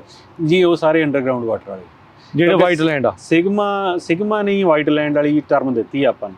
ਠੀਕ ਹੈ। ਸਿਗਮਾ ਹੈਗਾ ਸਸਟੇਨੇਬਿਲਿਟੀ ਗਰਾਊਂਡ ਵਾਟਰ, ਜਿਹੜਾ ਜ਼ਮੀਨ ਧਰਤੀ ਹੇਠਾਂ ਪਾਣੀ, ਸਰਫੇਸ ਵਾਟਰ ਆਲਰੇਡੀ ਰੈਗੂਲੇਟ ਹੋਇਆ। ਠੀਕ ਹੈ। ਆਪਾਂ ਨੂੰ ਪਤਾ ਨਹੀਂ ਲੱਗ ਰਿਹਾ, ਬਟ ਤਾਂ ਹੀ ਆਪਣੇ ਰਾਈਟਸ ਬਣੇ ਨੇ ਨਾ, ਕਿ ਤੁਸੀਂ ਇੰਨੀ ਪਾਣੀ ਲੈਣਾ, ਉਹ ਸਾਰਾ ਰੈਗੂਲੇਟ ਹੋਇਆ। ਵਾਰੀ ਆਈ ਹੈ ਤੁਹਾਡੀ, ਐਂ ਤਾਂ ਹੈ ਨਹੀਂ ਵੀ ਆਪਾਂ ਜੇ ਆਪਣੇ ਕੋਲ ਦੀ ਨਹਿਰ ਜਾਂਦੀ ਆਪਾਂ ਪੈਪ ਸੱਟ ਲਿਆ ਤੇ ਲਾਗੇ ਵਰਤ, ਉਹ ਅਨਰੈਗੂਲੇਟਡ ਹੈ। ਜਦੋਂ ਹੁਣ ਆਪਾਂ ਨੂੰ ਪਤਾ ਵੀ ਇਹ ਬੰਦੇ ਨੂੰ ਇੰਨਾ ਹੀ ਪਾਣੀ ਦੇਣਾ, ਤੇ ਉਦੋਂ ਪੈਸੇ ਲੈਣੇ ਉਹ ਰੈਗੂਲੇਟਡ। ਠੀਕ ਆ। ਤੇ ਸਾਰਾ ਰੈਗੂਲੇਟਡ ਹੀ ਆ, ਸਰਫੇਸ ਵਾਟਰ ਸਾਰਾ ਰੈਗੂਲੇਟਡ। ਸਾਰਾ ਰੈਗੂਲੇਟਡ। ਜਿਹੜੇ ਉਹ 'ਚ ਐਕਸੈਪਸ਼ਨ ਟ੍ਰਾਈਬਸ ਨੇ, ਜਿਹੜੇ ਨੇਟਿਵਸ ਨੇ, ਰਿਜ਼ਰਵੇਸ਼ਨ, ਹਾਂ, ਉਹਨਾਂ ਦੀ ਕੋਈ ਰੈਗੂਲੇਸ਼ਨ ਨਹੀਂ ਉਹਨਾਂ ਤੇ ਧਰਤੀ ਦੇ ਮਾਲਕ ਸੀ, ਹਾਂ, ਕਹਿਣ ਨੂੰ ਆ ਕਾਗਜੀ। ਹਾਂ, ਤੇ ਉਹਨਾਂ ਤੇ ਰਿਸਟ੍ਰਿਕਸ਼ਨ ਜਾਂ ਜਿਨ੍ਹਾਂ ਦੇ ਰਾਈਪੇਰੀਅਨ ਰਾਈਟਸ ਨੇ ਉਹਨਾਂ ਨੂੰ ਚੈਲੰਜ ਨਹੀਂ ਕਰਦਾ, ਜਾਂ ਆਪਾਂ ਪ੍ਰੀ 1914 ਕਹੀਏ। ਸੋ ਗੱਲਬਾਤ ਨੂੰ ਇਦਾਂ ਹੀ ਜਾਰੀ ਰੱਖਾਂਗੇ, ਇਦਾਂ ਹੀ ਜੁੜੇ ਰਹੋ ਪੰਜਾਬੀ ਰੇਡੀਓ USA ਦੇ ਨਾਲ। ਇੱਕ ਬ੍ਰੇਕ ਲਵਾਂਗੇ, ਬ੍ਰੇਕ ਤੋਂ ਬਾਅਦ ਮੁੜ ਕੇ। ਬ੍ਰੇਕ ਤੋਂ ਬਾਅਦ ਇੱਕ ਵਾਰੀ ਫਿਰ ਆਪ ਸਭ ਦਾ ਸਵਾਗਤ ਹੈ। ਮੈਂ ਰਾਜਕਰਮੀਤ ਸਿੰਘ, ਜਿਹੜੇ ਹੋਏ ਨੇ ਮੇਰੇ ਨਾਲ ਇਸ ਮੌਕੇ Arshdeep Singh, Punjabi American growers group ਤੋਂ। ਪ੍ਰੋਗਰਾਮ ਚੱਲ ਰਿਹਾ ਅਪਡੇਟ ਫਾਰਮਿੰਗ। ਅਰਸ਼ਦੀਪ ਸਿੰਘ, ਸਵਾਗਤ ਹੈ ਇੱਕ ਵਾਰੀ ਫਿਰ। ਸਤਿ ਸ਼੍ਰੀ ਅਕਾਲ। ਸਤਿ ਸ਼੍ਰੀ ਅਕਾਲ ਜੀ। ਅੱਛਾ, ਗੱਲਬਾਤ ਕਰ ਰਹੇ ਸੀ ਪਾਣੀ ਦੇ ਹੱਕਾਂ ਨੂੰ ਲੈ ਕੇ, ਲਾਜ਼ ਦੀ ਜਿਹੜੀ ਇਹ ਚੀਜ਼ ਇਸ ਟਾਈਮ ਜਿਹੜੀ ਉਹ ਚੱਲ ਰਹੀ ਆ। ਤੁਹਾਨੂੰ ਇਸ ਟਾਈਮ ਸਭ ਤੋਂ ਜ਼ਿਆਦਾ ਜਿਹੜੀਆਂ ਕਾਲਸ ਆ, ਖਾਸ ਕਰਕੇ ਜਦੋਂ ਆਪਾਂ ਰੀਅਲ ਏਸਟੇਟ ਦੀ ਤੁਸੀਂ ਗੱਲ ਕਰ ਰਹੇ ਸੀ, ਸੈਨ ਮਕੀਨ ਕਾਊਂਟੀ ਤੁਸੀਂ ਓਵਰਆਲ ਪੂਰਾ ਇਲਾਕਾ ਜਿਹੜਾ ਉਹ ਦੱਸਿਆ, ਪਰ ਉਹਦੇ ਵਿੱਚ ਵੀ ਕਿਹੜੇ ਜਿਹੜੇ ਸ਼ਹਿਰਾਂ ਦੇ ਵਿੱਚ ਇਸ ਟਾਈਮ ਜ਼ਿਆਦਾ ਹਲਚਲ ਜਿਹੜੀ ਉਹ ਚੱਲ ਰਹੀ ਹੈ? ਜਿੰਨੀ ਵੀ 5 ਦੇ ਨੇੜੇ ਤੇੜੇ ਵੈਸਟਲੈਂਡ ਆ, ਸਾਰੀ ਉਹ ਸ਼ੁਰੂ ਹੋ ਜਾਂਦੀ ਆ ਆਪਣੇ ਸੈਂਟਰਨੈਲਾ ਤੋਂ ਪਰੋਂ ਸ਼ੁਰੂ ਹੋ ਜਾਂਦੀ ਹੈ ਨਾ, ਲਾਸ ਬੈਨੀਓਸ ਤੋਂ ਪਰੇ ਨੂੰ ਜਿਹੜਾ ਜਾਂਦਾ ਹੈ, ਉੱਥੋਂ ਲੈ ਕੇ ਬੇਕਰਸਫੀਲਡ ਤੱਕ ਜਿੰਨੀ ਲੈਂਡ ਆ, ਸਭ ਤੋਂ ਜ਼ਿਆਦਾ ਇੰਪੈਕਟ ਉੱਥੇ ਹੋਇਆ। ਪਾਣੀ ਕੱਢਿਆ ਬਹੁਤ ਜਲਦੀ ਗਿਆ ਉੱਥੇ, ਹਨਾ? ਕੱਢਿਆ ਵੀ ਗਿਆ ਜੀ। ਜੇ ਹਿਸਟੋਰੀਕਲੀ ਦੇਖਿਆ ਜਾਵੇ, ਉਹ ਲੈਂਡ ਰੇਂਜ ਲੈਂਡ ਸੀਗੀ ਸਾਰੀ। ਘਾਹ ਹੋ ਗਿਆ, ਚਾਰਲੀਆਂ ਮੱਝਾਂ ਗਾਵਾਂ ਚਾਰਲੀਆਂ, ਬਸ। ਤੇ ਉਹਦੀ ਖੇਤੀ ਵਾਸਤੇ ਆਸਾਨ ਨਹੀਂ ਸੀ, ਉਹ ਖੇਤੀ ਵਾਲੀ ਜ਼ਮੀਨ ਨਹੀਂ ਸੀ, ਧੱਕਾ ਕਰ ਕਦੇ ਵੀ ਨਹੀਂ ਸੀ, ਹਨਾ। ਤੇ ਦੂਜਾ ਉਹਦਾ ਕਾਰਨ ਇਹ ਆ ਵੀ ਜਿਹੜੀ ਮੌਂਟਰੇ ਟਰੀਟੀ ਤੋਂ ਬਾਅਦ ਚ ਵੰਡਰਫੁਲ ਨੇ ਜ਼ਮੀਨ ਖਰੀਦੀ ਉੱਥੇ ਬਹੁਤ ਨੇ। ਮੌਂਟਰੇ ਟਰੀਟੀ ਦੱਸੋ ਥੋੜੀ ਜਿਹੀ। 93 94 ਚ ਹੋਈ ਸੀਗੀ। ਉੱਥੇ ਬੇਸਿਕਲੀ ਜਿਹੜਾ ਬੇਕਰਸਫੀਲਡ ਵਾਟਰ ਸਟੋਰੇਜ ਬਣੀ ਅੰਡਰਗਰਾਊਂਡ, ਉਹ ਸਾਰੇ ਮੌਂਟਰੇ ਟਰੀਟੀ ਚ state water resource control board ਵੀ ਇਨਵੋਲਵ ਸੀਗਾ, DWR ਸੀ। ਇੱਕ ਟਰੀਟੀ ਹੋਈ ਸੀਗੀ ਵੀ ਇੰਨਾ ਕੁ ਪਾਣੀ ਇੱਧਰੋਂ ਟਰਾਂਸਫਰ ਹੋਣਾ, ਹਨਾ। ਉਹਦੇ ਆਪਾਂ ਡਿਟੇਲ 'ਚ ਗੱਲ ਕਿਸੇ ਦਿਨ ਜੇ ਕਰਨੀ ਕਰ ਲਵਾਂਗੇ। ਤੇ ਉਹਦੇ 'ਚ ਬੇਸਿਕਲੀ ਉਹ ਟਰੀਟੀ ਬਹੁਤ ਸ਼ੇਡੀ ਸੀਗੀ। ਉਹ ਅੰਡਰ ਦਾ ਟੇਬਲ ਬਹੁਤ ਕੁਝ ਹੋ ਗਿਆ। ਉਹ 'ਚ ਵੰਡਰਫੁਲ ਦਾ ਬਹੁਤ ਵੱਡਾ ਹੈਂਡ ਸੀਗਾ, ਆਪਣੇ ਫਾਇਦੇ ਲਈ ਕਰਕੇ। ਹਾਂ, ਆਪਣੇ ਉਹਨਾਂ ਨੇ ਬੇਸਿਕਲੀ ਬਾਅਦ 'ਚ ਤਾਂ ਪਬਲਿਕ ਹੀ ਡੇਟਾ ਵੀ ਉਹਨਾਂ ਨੇ ਪੈਸੇ ਦੇ ਕੇ EMPLOYEES ਨੂੰ ਆਪਦੇ ਫੇਵਰ 'ਚ ਕਰਾ ਲਈਆਂ ਚੀਜ਼ਾਂ। ਤੇ ਉਦੋਂ ਪਹਿਲਾਂ ਉਹਨਾਂ ਨੇ ਜ਼ਮੀਨ ਖਰੀਦ ਲਈ ਸੀ 500 ਨੂੰ ਏਕੜ, ਸਸਤੀ ਬਹੁਤ ਮਿਲੀ ਨਾ। ਹਾਂ। ਤੇ ਉਦੋਂ ਬਾਅਦ 'ਚ ਉਹਨਾਂ ਨੇ ਮੌਂਟਰੇ ਟਰੀਟੀ 'ਚ ਉਹ ਇੱਕ ਲੈਂਡ ਤੇ ਪਾਣੀ ਲੈ ਆਂਦਾ। ਅੱਛਾ, ਠੀਕ ਹੈ ਜੀ। ਫਿਰ ਉੱਥੇ ਜਿੰਨਾ 5 ਦੇ ਨੇੜੇ ਤੇੜੇ ਡਿਵੈਲਪ ਵੰਡਰਫੁਲ ਨੇ ਕੀਤਾ ਏਰੀਆ ਲੇਟ 90s ਤੇ ਅਰਲੀ 2000, ਉਹ ਸਾਰਾ ਮੌਂਟਰੇ ਟਰੀਟੀ ਕਰਕੇ ਹੋਇਆ। ਪਾਣੀ ਉਧਰ ਆਉਣ ਕਰਕੇ, ਹਾਂ, ਪਾਣੀ ਉਹਨਾਂ ਕੋਲ ਰਾਈਟਸ ਆ ਗਏ ਤੇ ਉਹਨਾਂ ਨੇ ਉਹ ਸਾਰੀ ਲੈਂਡ ਵਿੱਚ ਡਿਵੈਲਪ ਕਰਕੇ ਬਦਾਮ ਪਿਸਤਾ ਲਾਇਆ। ਫਿਰ ਵੰਡਰਫੁਲ ਬਣਿਆ ਉੱਥੋਂ ਬਹੁਤ ਵੱਡਾ ਵੰਡਰਫੁਲ ਕੰਪਨੀ।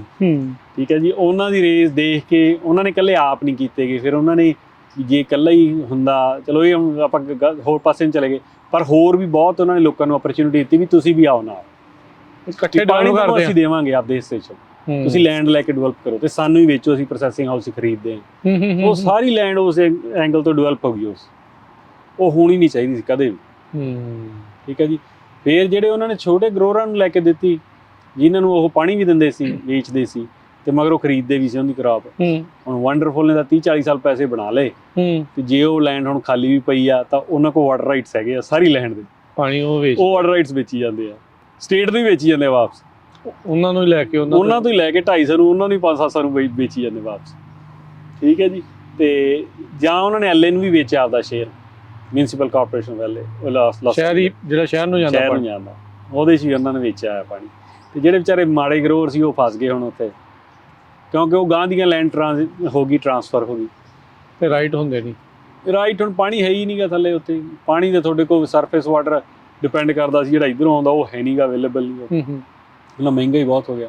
ਥੱਲੇ ਪਾਣੀ ਖੂਹ ਹੀ 1200-1300 ਫੁੱਟ ਤੇ ਜਾ ਕੇ ਹੁੰਦੇ ਆ, ਉਹ ਵੀ ਬਹੁਤ ਮਹਿੰਗਾ ਅੱਜ ਕੱਲ੍ਹ ਹੁੰਦਾ। ਉੱਥੇ ਹੁਣ ਖੂਹ ਕਰਨਾ $1 ਮਿਲੀਅਨ ਲੱਗ ਜਾਂਦਾ ਕਰੀਬ ਹੈ ਨਾ। ਤੇ ਉਹ ਸਾਰੇ ਏਰੀਏ 'ਚ ਬਹੁਤ ਹਲਚਲ ਆ। ਫਿਰ ਕਰਨ ਕਾਊਂਟੀ 'ਚ ਕਾਫੀ ਹਲਚਲ ਆ, ਕਿਉਂਕਿ ਉਹ ਵੀ ਟਿਪੀਕਲੀ ਰੇਂਜ ਲੈਂਡ ਸੀਗੀ। ਤੇ ਫਿਰ ਵੀ ਲੋਕ ਖਰੀਦ ਕਿਉਂ ਰਹੇ ਉੱਥੇ? ਨਹੀਂ, ਖਰੀਦ ਹੁਣ 40,000 ਨੂੰ ਤਾਂ ਕੋਈ ਖਰੀਦ ਨਹੀਂ ਨਾ ਰਿਹਾ। ਹੁਣ ਜਿੰਨੀ ਵੀ ਦੇਖੋ ਰਿਕੁਐਸਟ ਆ ਰਹੀ ਆ, ਉਹ ਪ੍ਰਾਈਵੇਟ ਫੰਡਸ ਬਹੁਤ ਰੀਚ ਆਊਟ ਕਰ ਰਹੇ ਆ। Private investor? ਹਾਂਜੀ। ਗਰੁੱਪ ਨੇ ਜਾਂ ਸਿੰਗਲ? ਗਰੁੱਪ, ਜਿਵੇਂ ਆਪਾਂ ਤਾਂ ਚਲੋ ਸਿੰਗਲ ਬੰਦਾ ਹੀ ਰੀਚ ਆਊਟ ਕਰਦਾ, ਤੇ ਕੁਐਸਚਨ ਹੁੰਦੇ ਆ ਉਹਨਾਂ ਦੇ। ਚਲੋ ਆਪਾਂ ਉਹ 'ਚ ਇਨਵੋਲਵ ਤਾਂ ਨਹੀਂ ਗਏ, ਪੱਗ ਦੀ ਆਪਣੀ ਕੋਈ ਇਨਵੋਲਵਮੈਂਟ ਨਹੀਂ ਉੱਥੇ। ਤੇ ਪਰ ਉਹ ਪੁੱਛਣਗੇ ਵੀ ਸਾਡੇ ਕੋਈ ਇਨਵੈਸਟਰ ਆ ਜੀ, ਉਹ ਆ ਜ਼ਮੀਨ ਲੈਣੀ ਚਾਹੁੰਦਾ, ਵੀ ਇਹ ਜ਼ਮੀਨ ਦੇ ਕੀ ਤੁਹਾਡੀ ਕੀ ਹੈਗਾ ਤੁਹਾਡੀ ਫੀਡਬੈਕ ਹੈ ਨਾ, ਤੇ ਵੀ ਕੀ ਇਹਨਾਂ ਦਾ ਲੱਗਦਾ ਸਿਗਮਾ ਕਰਕੇ, ਤੇ ਆਪਾਂ ਨੂੰ ਜਿੰਨੀ ਕੁ ਬੇਸਿਕ ਇਨਫੋਰਮੇਸ਼ਨ ਆਪਾਂ ਪ੍ਰੋਵਾਈਡ ਕਰ ਦਈਦੀ ਆ, ਠੀਕ ਹੈ ਨਾ, ਜਿਹੜੀ ਪਬਲਿਕ ਡੋਮੇਨ 'ਚ ਅਵੇਲੇਬਲ ਹੈ। ਤੇ ਪਰ ਇਹ ਜ਼ਰੂਰ ਆ ਵੀ ਹੁਣ ਬਹੁਤ ਸਾਰੇ ਬੰਦੇ ਲੈਂਡ ਬਾਏ ਕਰਨ ਨੂੰ ਤਿਆਰ ਆ, but they are buying only at $5,000 to $10,000 an acre, ਜੋ ਲੱਗਦਾ ਵੀ ਜਾਇਜ਼ 5 ਤੋਂ 10,000 ਤੋਂ ਜੇ ਉਹ ਕਹਿੰਦੇ ਬਾਹਰ ਆ ਤਾਂ ਬੇਸਿਕਲੀ ਉਹ ਨਹੀਂ ਖਰੀਦਦੇ, ਕਿਉਂਕਿ ਉਹਨਾਂ ਨੂੰ ਪਤਾ ਵੀ ਉਹ ਬੰਦਿਆਂ ਨੂੰ ਵੇਚਣੀ ਵੀ ਪੈਣੀ, ਉਹਨਾਂ ਦਾ ਸਰਨਾ ਨਹੀਂ। ਸੋ ਬਾਇਰ ਮਾਰਕੀਟ ਆ, ਜੇ ਤੁਹਾਡੇ ਕੋਲੇ ਪਾਣੀ ਹੈ ਨਹੀਂਗਾ ਫਿਰ ਬਾਇਰ ਮਾਰਕੀਟ ਆ, ਜੇ ਪਾਣੀ ਹੈਗਾ ਫਿਰ ਸੈਲਰ ਮਾਰਕੀਟ। ਅੱਛਾ, ਜੇ ਕੋਈ ਖਰੀਦਣਾ ਚਾਹੁੰਦਾ ਆ ਤਾਂ ਜਿਹੜਾ ਕੋਈ ਏਜੰਟ ਹੋਊਗਾ ਉਹ ਤਾਂ ਕਈ ਚੀਜ਼ਾਂ ਦੱਸਦੇ ਆ। ਆਈ ਹੋਪ ਸਾਰੇ ਜਣੇ ਸਹੀ ਤਰੀਕੇ ਦੇ ਨਾਲ ਇੱਕ ਬਾਇਰ ਨੂੰ ਦੱਸ ਰਹੇ ਹੋਣਗੇ। ਐਜ਼ ਏ ਬਾਇਰ ਤੁਹਾਨੂੰ ਕਿਹੜੀਆਂ ਚੀਜ਼ਾਂ ਦਾ ਪਤਾ ਹੋਣਾ ਚਾਹੀਦਾ? ਨਹੀਂ, ਐਜ਼ ਏ ਬਾਹਰ ਦੇਖੋ ਤੁਸੀਂ, ਸਭ ਤੋਂ ਹੁਣ ਜਿਹੜਾ ਹੌਟ ਟੌਪਿਕ ਆ ਪਾਣੀ ਦਾ ਕੈਲੀਫੋਰਨੀਆ 'ਚ, ਦੁਨੀਆ ਦੀ ਨਿਊਜ਼ ਬਣੀ ਹੋਈ ਆ, ਇੰਟਰਨੈਸ਼ਨਲ ਨਿਊਜ਼ ਆ ਸਾਡੇ ਕੈਲੀਫੋਰਨੀਆ ਦਾ ਡਰਾਟ ਜਾਂ ਕੈਲੀਫੋਰਨੀਆ ਦੇ ਬਦਾਮ, ਨਟ, ਸਾਰਾ ਕੁਝ ਜਿਹੜੀ ਖੇਤੀ ਆ ਉਹਨੂੰ ਲੈ ਕੇ, ਠੀਕ ਹੈ। ਠੀਕ ਹੈ। ਤੇ ਸਭ ਤੋਂ ਪਹਿਲਾਂ ਤੁਸੀਂ ਇਹ ਦੇਖਣਾ ਵੀ ਪਾਣੀ ਦੀ ਸਿਚੁਏਸ਼ਨ ਕੀ ਆ, ਵੀ ਜਿੰਨੀ ਮੈਂ ਉੱਥੇ ਖੇਤੀ ਕਰਨੀ ਚਾਹੁੰਦਾ ਉਨਾ ਉੱਥੇ ਪਾਣੀ ਅਵੇਲੇਬਲ ਆ, ਠੀਕ ਹੈ ਜੀ। ਤੇ ਦੂਜੀ ਹੈ ਵੀ ਉਹ ਜੇ ਪਾਣੀ ਅਵੇਲੇਬਲ ਆ ਤਾਂ ਉਹ ਕਿੰਨੀ ਕੁ ਕਾਸਟ ਪਾਣੀ ਦੀ, ਠੀਕ ਆ। ਤੁਹਾਨੂੰ ਪਾਣੀ $55 ਨੂੰ ਏਕੜ ਫੁੱਟ ਮਿਲ ਰਿਹਾ ਕਿ ਤੁਹਾਨੂੰ ਪਾਣੀ 550 ਨੂੰ ਮਿਲ ਰਿਹਾ ਕਿ 1550 ਨੂੰ ਮਿਲ ਰਿਹਾ, ਠੀਕ ਹੈ ਜੀ। ਤੁਹਾਡੇ ਬੋਰ ਕਿੰਨੇ ਕੁ ਡੂੰਘੇ ਨੇ, ਹੈ ਨਾ, ਇਹ ਬਹੁਤ ਮੈਟਰ ਕਰਦਾ। ਜੇ ਬੋਰ ਬਹੁਤ ਜ਼ਿਆਦਾ ਡੂੰਘੇ ਆ ਤਾਂ ਫਿਰ ਉੱਥੇ ਜਿਹੜਾ, ਇਹ ਨਹੀਂ ਮੈਂ ਕਹਿੰਦਾ ਵੀ ਨਹੀਂ ਖਰੀਦਣੀ ਚਾਹੀਦੀ ਆ, ਫਿਰ ਤੁਸੀਂ ਸਹੀ ਪ੍ਰਾਈਸ 'ਤੇ ਖਰੀਦੋ। ਕਿਉਂਕਿ ਇਹ ਮੰਨ ਕੇ ਚੱਲੋ ਨਾ ਵੀ ਜੇ ਹੁਣ ਮੰਨ ਲਓ ਵੀ ਇੱਥੇ ਕੋਈ ਬੰਦਾ FID 'ਚ ਆ ਗਿਆ, ਇਹ ਸਾਰੇ ਬੇਸਨ 'ਚ ਨਾਰਥ ਕਿੰਗਸ ਦਾ ਵਾਟਰ ਟੇਬਲ 80 ਤੋਂ 90 ਫੁੱਟ ਦੇ ਵਿੱਚ ਵੇਰੀ ਕਰਦਾ, 100 ਤੋਂ ਉੱਤੇ ਹੀ ਆ, ਹੈ ਨਾ, ਇੱਥੇ ਕਰਦਾ। ਹਾਂ, ਤੇ ਇਹੀ ਤੁਸੀਂ ਜਾ ਵੜੋ ਫਾਇਰਬੋ ਏਰੀਆ 'ਚ, ਜਿੱਥੇ ਤੁਸੀਂ ਮੋਟਰ ਪਾਉਣੀ 800 ਫੁੱਟ ਤੇ ਸੌਰੀ, ਹਾਂਜੀ, ਠੀਕ ਹੈ। ਇੱਕ ਮੋਟਰ ਨੇ ਚੱਲਣਾ, 20 ਦੀ ਮੋਟਰ ਨੇ ਚੱਲਣਾ, 20 ਹਾਰਸ ਪਾਵਰ ਦੀ ਨੇ, ਤੇ ਤੁਹਾਡਾ ਓਨਾ ਹੀ ਕਰ ਦੇਣਾ 25 ਦੀ ਨੇ। ਇੱਕ ਜਗ੍ਹਾ ਤੁਹਾਨੂੰ 250-300 ਹਾਰਸ ਪਾਵਰ ਦੀ ਲਾਉਣੀ ਪੈਣੀ, ਬਿਜਲੀ ਵੀ ਉਨੀ ਹੀ ਖਿੱਚਣੀ, ਉਹਨੇ ਬਿਜਲੀ ਦਾ ਕੰਜ਼ੰਪਸ਼ਨ ਬਹੁਤ ਆ। ਜਦੋਂ ਫਿਰ ਇਹ ਚੀਜ਼ਾਂ ਉਦੋਂ ਮੈਟਰ ਕਰਦੀਆਂ ਨੇ ਜਦੋਂ ਤੁਸੀਂ ਸਾਰਾ ਸਾਲ ਦਾ ਹਿਸਾਬ ਲਾਉਂਦੇ ਆ। ਬਦਾਮਾਂ ਦਾ ਰੇਟ ਤਾਂ ਉਹੀ ਹੋਣਾ, ਕੋਈ ਵੀ ਕ੍ਰੌਪ ਆ, ਨਟਸ ਦਾ ਰੇਟ ਉਹੀ ਹੋਣਾ, ਸਿਟਰਸ ਦਾ ਉਹੀ ਹੋਣਾ, ਵੇਚਣ ਵੇਲੇ everybody is on equal board. Input cost ਦੇ ਉੱਤੇ ਆ ਜਾਣਾ, ਇਨਪੁਟ ਕਾਸਟ ਤੁਹਾਡੀ ਕਿੰਨੀ ਹੈ, ਠੀਕ ਆ। ਉਹ ਇਨਪੁਟ ਕਾਸਟ ਜੇ ਜ਼ਿਆਦੇ ਆ ਤਾਂ ਉਹਦੀ ਪ੍ਰਾਪਰਟੀ ਦੇ ਪ੍ਰਾਈਸ 'ਚ ਕੰਪਨਸੇਟ ਹੋਣੀ ਚਾਹੀਦੀ, ਤਾਂ ਹੀ ਹੈ। ਸੋ ਇਹ ਚੀਜ਼ਾਂ ਦੇਖਣ ਵਾਲੀਆਂ, ਸਭ ਤੋਂ ਪਹਿਲਾਂ ਪਾਣੀ ਦੀ ਸਿਚੁਏਸ਼ਨ ਦੇਖੋ। ਪਰ ਅਜੇ ਵੀ ਅਣਜਾਣ ਲੋਕ ਫਸ ਜਾਂਦੇ ਆ, ਉਹ ਬਹੁਤ ਫਸਦੇ ਆ ਜੀ। ਇੱਕ ਏਰੀਆ ਦਾ ਇੰਜੀਨੀਅਰ ਆ, ਉਹ ਇੱਥੇ ਫਸਿਆ ਆ ਵਿਚਾਰਾ ਆਪਣੇ ਇੱਧਰ ਮਡੇਰੇ ਏਰੀਆ 'ਚ। ਉਹਦੀਆਂ ਕਿੰਨੀਆਂ ਕਾਲਾਂ, ਉਹ ਕਹਿੰਦਾ ਮੈਂ ਲਈ ਸੀ ਜ਼ਮੀਨ ਵੀ, ਚਲੋ ਇਸ ਸਾਈਡ ਕਿੰਨੇ ਦੀ ਇਨਵੈਸਟਮੈਂਟ, ਉਹ ਮਤਲਬ ਉਹਦੇ ਕੋਲ 120 ਏਕੜ ਆ ਸ਼ਾਇਦ। ਕਿੰਨੇ ਦੀ ਉਹਨੇ ਲਈ ਆ ਜੀ? 30,000 ਨੂੰ ਏਕੜ ਹੁਣੇ ਜੇ, ਨਹੀਂ ਉਹਨੂੰ ਹੋ ਗਏ ਕਈ ਸਾਲ। ਤੇ ਉਦੋਂ ਪਤਾ ਨਹੀਂ ਸੀ, ਹੁਣ ਉਹ ਸਿੰਗਲ ਸੋਰਸ ਵਾਟਰ ਰਹਿ ਗਈ, ਵਾਈਟ ਲੈਂਡ ਹੋ ਗਈ, ਉਹਦਾ ਆਉਣ ਲੱਗ ਗਿਆ। ਇੱਕ ਕਿਸੇ ਤੋਂ ਖੇਤੀ ਕਰਵਾਉਣੀ, ਕੋਈ ਬੰਦਾ ਰੱਖ ਕੇ ਜਾਂ ਕਿਸੇ ਤੋਂ ਆਪ ਨਾ ਹੋਣਾ, ਉਹ 'ਚ ਨਹੀਂ ਬਚਦੇਗੇ। ਫਿਰ ਗ੍ਰਾਂਟਸ ਐਂਡ ਇਨਸੈਂਟਿਵ, ਕਹਿੰਦਾ ਮੈਂ ਜ਼ਿੰਦਗੀ 'ਚ, ਮੈਨੂੰ ਪਤਾ ਹੀ ਨਹੀਂ ਸੀ ਵੀ ਕੋਈ ਗ੍ਰਾਂਟ ਵੀ ਹੁੰਦੀ ਆ, ਪੱਲੇ ਹੀ ਲਾਈ ਗਏ ਸਾਰੇ। ਉਹ ਕਹਿੰਦਾ ਮੈਂ ਤਾਂ ਹਰੇਕ ਸਾਲ ਪੱਲਿਓਂ ਪੈਸੇ ਪਾਉਣਾ ਇਹ 'ਚ, ਇਹ ਕਦੋਂ ਖਤਮ ਹੋਊਗੇ, ਹੈ ਨਾ। ਸੋ ਉਹੋ ਜਿਹੀਆਂ ਚੀਜ਼ਾਂ 'ਚ ਨਾ ਫਸੋ, ਤੁਸੀਂ ਆਪਦੀ ਡਿਊ ਡਿਲੀਜੈਂਸ ਕਰੋ। ਜਿਹੜੀ ਚੀਜ਼ ਦਾ ਨਹੀਂ ਪਤਾ ਲੱਗਦਾ ਤਾਂ ਅਫਕੋਰਸ ਤੁਸੀਂ ਸਾਨੂੰ ਰੀਚ ਆਊਟ ਕਰੋ, ਹੈ ਨਾ। ਪੱਗ ਦੇ ਜਿੰਨੇ ਵੀ ਐਗਜ਼ੈਕਟਿਵ ਆ ਜਾਂ ਬੋਰਡ ਮੈਂਬਰ ਨੇ ਤੁਹਾਨੂੰ ਉਹ 'ਚ ਹੈਲਪ ਕਰਨਗੇ। ਨੰਬਰ ਦੱਸ ਦਿਓ। ਹਾਂਜੀ, ਜੇ ਤੁਸੀਂ ਮੈਨੂੰ ਕਾਲ ਕਰਨੀ ਆ ਤਾਂ 5594516270, 559-452-6270, ਜਾਂ arshad@puggusa.com, ਜਾਂ ਜਿਹੜੀ ਸਾਡੀ ਆਫਿਸ ਦੀ ਈਮੇਲ ਆ info@puggusa.com। ਤੁਸੀਂ ਕਿਸੇ ਵੀ ਤਰੀਕੇ ਨਾਲ ਰੀਚ ਆਊਟ ਕਰ ਲਓ। ਮੈਂ ਦੇਖੋ ਇਹ ਸਾਡੀ ਪ੍ਰਾਪਤੀ ਹੈ ਵੀ ਇੱਥੇ ਜਿੰਨੇ ਵੀ ਬੰਦਿਆਂ ਨੇ ਸਾਨੂੰ ਰੀਚ ਆਊਟ ਕੀਤਾ, ਕੋਈ ਉਹ ਮਿਸ ਹੋ ਗਿਆ ਹੋਵੇ ਤਾਂ ਕੀ ਕਹਿਣਾ, ਪਰ ਨਹੀਂ, ਅਸੀਂ ਕਦੇ ਵੀ ਐ ਨਹੀਂ ਹੋਇਆ ਵੀ ਕਿਸੇ ਦੀ ਕੁਐਰੀ ਆਈ ਹੋਵੇ ਤੇ ਉਹਨੂੰ ਵਾਪਸ ਕਾਲ ਬੈਕ ਜਾਂ ਨਾ ਕੀਤੀ ਜਾਂ ਉਹਦੇ ਨਾਲ ਗੱਲਬਾਤ ਨਹੀਂ ਕੀਤੀ। ਠੀਕ ਹੈ, ਜਿੰਨੀ ਅਸੀਂ ਉਹਦੀ ਹੈਲਪ ਕਰ ਸਕਦੇ ਅਸੀਂ ਉਹ ਵੀ ਦੱਸ ਦਿੰਦੇ ਹਾਂ। ਜਿਹੜੀ ਚੀਜ਼ ਸਾਡੇ ਰੇਂਜ ਤੋਂ ਬਾਹਰ ਹੁੰਦੀ ਆ ਉਹ ਵੀ ਉਹਨੂੰ ਦੱਸ ਦਈਦੀ ਆ, ਹੈ ਨਾ। ਬਹੁਤ ਰਿਕੁਐਸਟ ਆਉਂਦੀਆਂ ਲੀਗਲ ਮੈਟਰਸ ਤੇ। ਪਹਿਲਾਂ ਅਸੀਂ ਕਹਿ ਦਿੰਦੇ ਸੀ ਵੀ ਇਹ ਲੀਗਲ ਮੈਟਰ ਦਾ ਸਾਡੇ ਕੋਲ ਕੋਈ ਐਕਸਪਰਟ ਨਹੀਂ ਗਾ, ਪਰ ਹੁਣ ਪਿਛਲੇ ਸਾਲ ਤੋਂ ਆਪਾਂ ਨੂੰ UC Davis school of law ਉਹ ਵੀ ਹੈਲਪ ਕਰ ਰਿਹਾ, ਹੈ ਨਾ। ਠੀਕ ਹੈ, ਤੇ ਆਪਾਂ ਉਹਨਾਂ ਨੂੰ ਉੱਧਰ ਭੇਜ ਦਈਦਾ। ਠੀਕ ਹੈ ਨਾ। ਤੇ ਡੇਵਿਡ ਸੈਲਡੀਨੋ ਆ ਉੱਥੇ ਆਪਣੇ ਹੈਲਪ ਕਰਦੇ ਨੇ, ਲਾਇਰ ਵੀ ਆ, ਸਕੂਲ ਪੜ੍ਹਾਉਂਦੇ ਵੀ ਆ ਉੱਥੇ। ਤੇ ਹੁਣ ਆਪਾਂ ਉਹ ਵੀ ਪ੍ਰੋਵਾਈਡ ਕਰ ਦਈਏ। ਆਪਾਂ ਕਹਿ ਦਈਏ ਦੇਖੋ ਸਾਡੀ ਲੀਗਲ ਐਕਸਪਰਟੀਜ਼ ਕੋਈ ਨਹੀਂ ਜੀ, ਨਾ ਸਾਡੇ ਕਿਸੇ ਐਗਜ਼ੈਕਟਿਵ ਜਾਂ ਬੋਰਡ ਮੈਂਬਰ ਦੀ ਹੈ, ਪਰ ਆਹ ਬੰਦੇ ਹੈਗੇ ਨੇ, they are willing to work free of charge, ਹੈ ਨਾ, ਸਾਨੂੰ ਕੋਈ ਚਾਰਜ ਨਹੀਂ ਕਰਦੇ ਪੱਗ ਨੂੰ, ਵੀ ਪੱਗ ਦੇ ਗਰੋਅਰ ਹੈ ਨਾ, ਤੇ ਉਹਨਾਂ ਲਈ ਉਹ ਵਾਲੰਟੀਅਰ ਕੰਮ ਆ। ਉਹ ਸਕੂਲ ਉਹਨਾਂ ਦੇ ਸਟੂਡੈਂਟ ਇਨਵੋਲਵ ਹੋ ਜਾਂਦੇ ਆ ਨਾਲ, ਫਿਰ ਉਹਨਾਂ ਦੀ ਲਰਨਿੰਗ ਐਕਸਪੀਰੀਅੰਸ ਬਣਦਾ, ਆਪਾਂ ਨੂੰ ਫ੍ਰੀ ਹੈਲਪ ਹੋ ਜਾਂਦੀ, ਠੀਕ ਹੈ ਨਾ। ਸੋ ਅਸੀਂ ਕਿਸੇ ਵੀ ਐਂਗਲ ਤੋਂ ਕਿਸੇ ਵੀ ਬੰਦੇ ਨੂੰ ਅੱਜ ਤਾਈਂ ਜਵਾਬ ਨਹੀਂ ਦਿੱਤਾ ਗਾ ਵੀ ਸਾਨੂੰ ਰੀਚ ਆਊਟ ਕੀਤਾ ਹੋਵੇ ਤਾਂ ਅਸੀਂ ਦੱਸਿਆ ਨਾ। ਇਸ ਟਾਈਮ ਪੱਗ ਦੇ ਕਿੰਨੇ ਕੁ ਮੈਂਬਰ ਨੇ? ਦੇਖੋ ਜਿਹੜੇ ਟੋਟਲ ਮੈਂਬਰ ਅਕਾਊਂਟ ਆ ਉਹ 450 ਤੋਂ ਉੱਪਰ ਆ ਸਾਡੀ। ਜੇ ਕਿਸੇ ਨੇ ਬਣਨਾ ਹੈ ਮੈਂਬਰ, ਉਹ ਰਜਿਸਟਰ ਕਰਨਾ ਹੈ, ਕਿੱਦਾਂ ਕਰਨਾ? ਕੋਈ ਬੜੀ ਬੇਸਿਕ ਜੀ ਇਨਫੋਰਮੇਸ਼ਨ ਆ, ਉਹ ਆਪਾਂ ਆਨਲਾਈਨ 3-4 ਕੁਐਸਚਨ ਜਿਹੇ ਨੇ, ਬਸ ਉਹ ਭਰ ਦਿਓ ਤੁਸੀਂ ਫਾਰਮ, ਹੈ ਨਾ। ਵੈਬਸਾਈਟ ਤੇ? ਵੈਬਸਾਈਟ ਤੇ ਆਨਲਾਈਨ ਆ, www.pagusa.com, ਜਾਂ ਤੁਸੀਂ ਮੈਨੂੰ ਫੋਨ ਕਰ ਲਓ, ਮੈਂ ਲਿੰਕ ਵੀ ਭੇਜ ਦੇਵਾਂਗਾ, ਹੈ ਨਾ। ਤੇ ਉਹਦੇ ਤੇ ਫਿਰ ਤੁਸੀਂ ਰਜਿਸਟਰ ਕਰਕੇ ਫਿਰ ਤੁਹਾਨੂੰ ਅਸੀਂ ਉਹ ਸਾਰੇ ਜਿਹੜੀ ਕਮਿਊਨੀਕੇਸ਼ਨ ਚੈਨਲਸ ਐਡ ਕਰ ਦਿੰਦੇ ਆ। ਫ੍ਰੀ ਆਫ ਕਾਸਟ ਆ, ਪੱਗ ਦੀ ਕੋਈ ਮੈਂਬਰਸ਼ਿਪ ਨਹੀਂ। ਪੱਗ ਕਿਤੇ ਵੀ ਕਿਸੇ ਵੀ ਪੁਆਇੰਟ ਤੇ ਕਿਸੇ ਵੀ ਪੈਸੇ ਵਾਲੇ ਕੰਮ 'ਚ ਇਨਵੋਲਵ ਨਹੀਂ ਗੀ, ਜਿੰਨੀ ਵੀ ਸਰਵਿਸ ਆ ਉਹ ਫ੍ਰੀ ਆ, ਹੈ ਨਾ। ਤੇ ਜਿਹੜੀ ਚੀਜ਼ ਕਈ ਚੀਜ਼ਾਂ ਇਹੋ ਜਿਹੀਆਂ ਹੁੰਦੀਆਂ ਜਿਹੜੀਆਂ ਅਸੀਂ ਪ੍ਰੋਵਾਈਡ ਨਹੀਂ ਉਨੀ ਡਿਟੇਲ 'ਚ ਕਰ ਸਕਦੇ, ਉਹ ਅਸੀਂ ਦੱਸ ਵੀ ਦਿੰਦੇ ਹਾਂ ਵੀ ਤੁਸੀਂ ਭਾਈ ਇਹਨਾਂ ਬੰਦਿਆਂ ਦੀ ਹੈਲਪ ਲਾ ਲਓ, ਇੰਨਾ ਕੋਈ ਚਾਰਜ ਕਰਨਗੇ, ਠੀਕ ਹੈ ਨਾ। ਜਾਂ ਵੀ ਇਹ ਬੰਦੇ ਤੁਸੀਂ UC ਕੋ ਜਾਵੜੋ ਉੱਥੇ ਫ੍ਰੀ ਆਫ ਚਾਰਜ ਆ, ਜਿਵੇਂ ਵੀ ਹੈਗਾ ਸਿਸਟਮ, ਪਰ ਉਹਨੂੰ ਅਸੀਂ ਪੂਰਾ ਰਾਹ ਦਿਖਾਈਦਾ ਜੋ ਪਤਾ ਵੀ ਤੈਨੂੰ ਕੀ ਕਰਨਾ ਚਾਹੀਦਾ। ਠੀਕ ਆ। ਸੋ ਤੁਸੀਂ ਇੱਥੇ ਗੱਲ ਕੀਤੀ ਸੀ, ਉਹ ਜਿੱਦਾਂ ਬੇਰੀ ਵਾਲੇ ਦੀ ਗੱਲ ਕੀਤੀ ਸੀ ਵੀ ਉਹਨੂੰ ਪਤਾ ਹੀ ਨਹੀਂ ਆ ਗ੍ਰਾਂਟਸ ਦਾ ਜਾਂ ਕੀ ਜਿਹੜੀਆਂ ਸਬਸਿਡੀਜ਼ ਆ ਜਾਂ ਜੋ ਵੀ ਆ। ਇਸ ਮੌਕੇ ਕਿਹੜੀਆਂ ਗ੍ਰਾਂਟਸ ਦਾ ਵਕਤ ਚੱਲ ਰਿਹਾ ਹੈ? ਨਹੀਂ, ਇਸ ਮੌਕੇ ਦੇਖੋ ਗ੍ਰਾਂਟਸ ਬਹੁਤ ਹੀ ਘੱਟ ਨੇ, ਹੈ ਨਾ। USDA ਦੀਆਂ ਥੋੜੀਆਂ ਜੀਆਂ, ਕੰਮ ਡੈਡ ਹੋਇਆ ਪਿਆ। ਹਾਂ, ਕੰਮ, ਕਿਉਂਕਿ USDA ਦੇ ਜਿਹੜੇ ਐਕਟਿਵ ਕੰਟਰੈਕਟ ਸੀ ਉਹ ਤਾਂ ਚਲੋ ਐਕਟਿਵ ਨੇ, ਜਿਹੜੀਆਂ IRA ਰਿਲੇਟਡ ਸੀ ਉਹ ਸਾਰੀਆਂ ਬੰਦ ਨੇ, ਹੋਲਡ ਤੇ ਨੇ ਜਾਂ ਕਹਿ ਦਿਓ।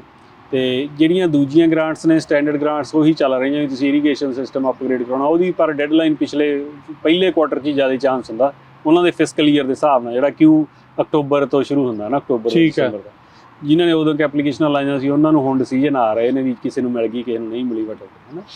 ਤੇ ਇੱਕ ਤਾਂ ਉਹ ਆ CDFA ਦੀਆਂ ਥੋੜ੍ਹੀਆਂ ਜਿਹੀਆਂ ਹੈਗੀਆਂ ਜਿੱਥੇ ਤੁਹਾਨੂੰ ਉਹ ਤੁਹਾਡੇ ਕੁਛ ਕੁ ਐਕਸਪੈਂਸਿਸ ਰੀਇੰਬਰਸ ਕਰ ਦਿੰਦੇ ਆ ਐਕਸਟ੍ਰੀਮ ਵੈਦਰ ਲਈ, ਹੈ ਨਾ, ਜਾਂ ਡਰਾਟ ਰਿਲੇਟਡ ਐਕਸਪੈਂਸਿਸ ਲਈ, ਤੇ ਉਹ ਐਕਟਿਵ ਆ।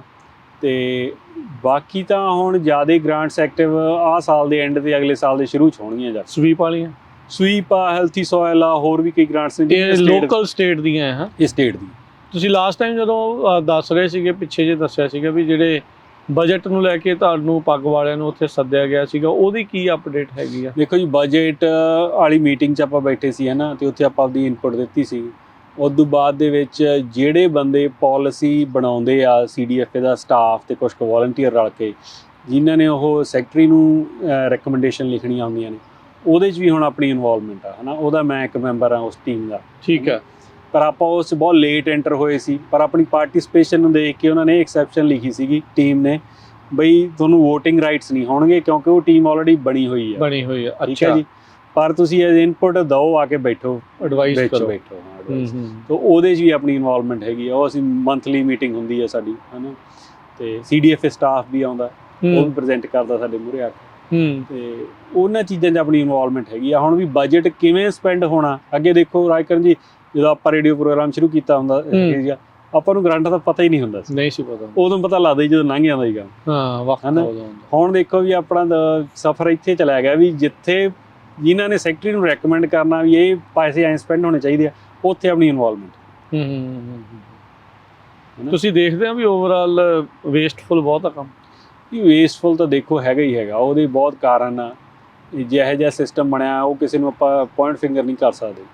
ਇੱਕ ਐਗਜ਼ਾਮਪਲ ਹੀ ਲੈ ਲਓ ਵੀ ਹੁਣ CDFA ਜੇ ਕਿਸੇ ਨੂੰ ਬਲੌਕ ਗ੍ਰਾਂਟ ਦਿੰਦੀ ਹੈ ਤਾਂ $5 ਮਿਲੀਅਨ ਦਿੰਦੀ ਹੈ, ਤਾਂ ਉਹ 'ਚ ਕਹਿੰਦੀ $1 ਮਿਲੀਅਨ ਤੁਸੀਂ ਰੱਖੋ, ਉਹ 'ਚ $7.5 ਲੱਖ ਤੁਹਾਡੀ ਐਡਮਿਨਿਸਟ੍ਰੇਟਿਵ ਕਾਸਟ ਆ, 4 ਲੱਖ ਤੁਸੀਂ ਗਰੋਅਰ ਨੂੰ ਬਣਨਾ, ਠੀਕ ਹੈ। 2.5 ਲੱਖ 'ਚ ਤੁਸੀਂ ਉਹਨੂੰ ਜਿਹੜੀਆਂ ਦੇਣੀਆਂ ਨੇ TS ਸਰਵਿਸਿਜ਼ ਪ੍ਰੋਵਾਈਡ ਕਰਨੀ, ਉਹਦੀ ਹੈਲਪ ਕਰਨੀ, ਗ੍ਰਾਂਟ ਰਾਈਟਿੰਗ 'ਚ ਉਹਦਾ ਕੋਈ ਕੁਐਸਚਨ ਆ, ਹੈ ਨਾ, ਜਿਵੇਂ ਵੀ।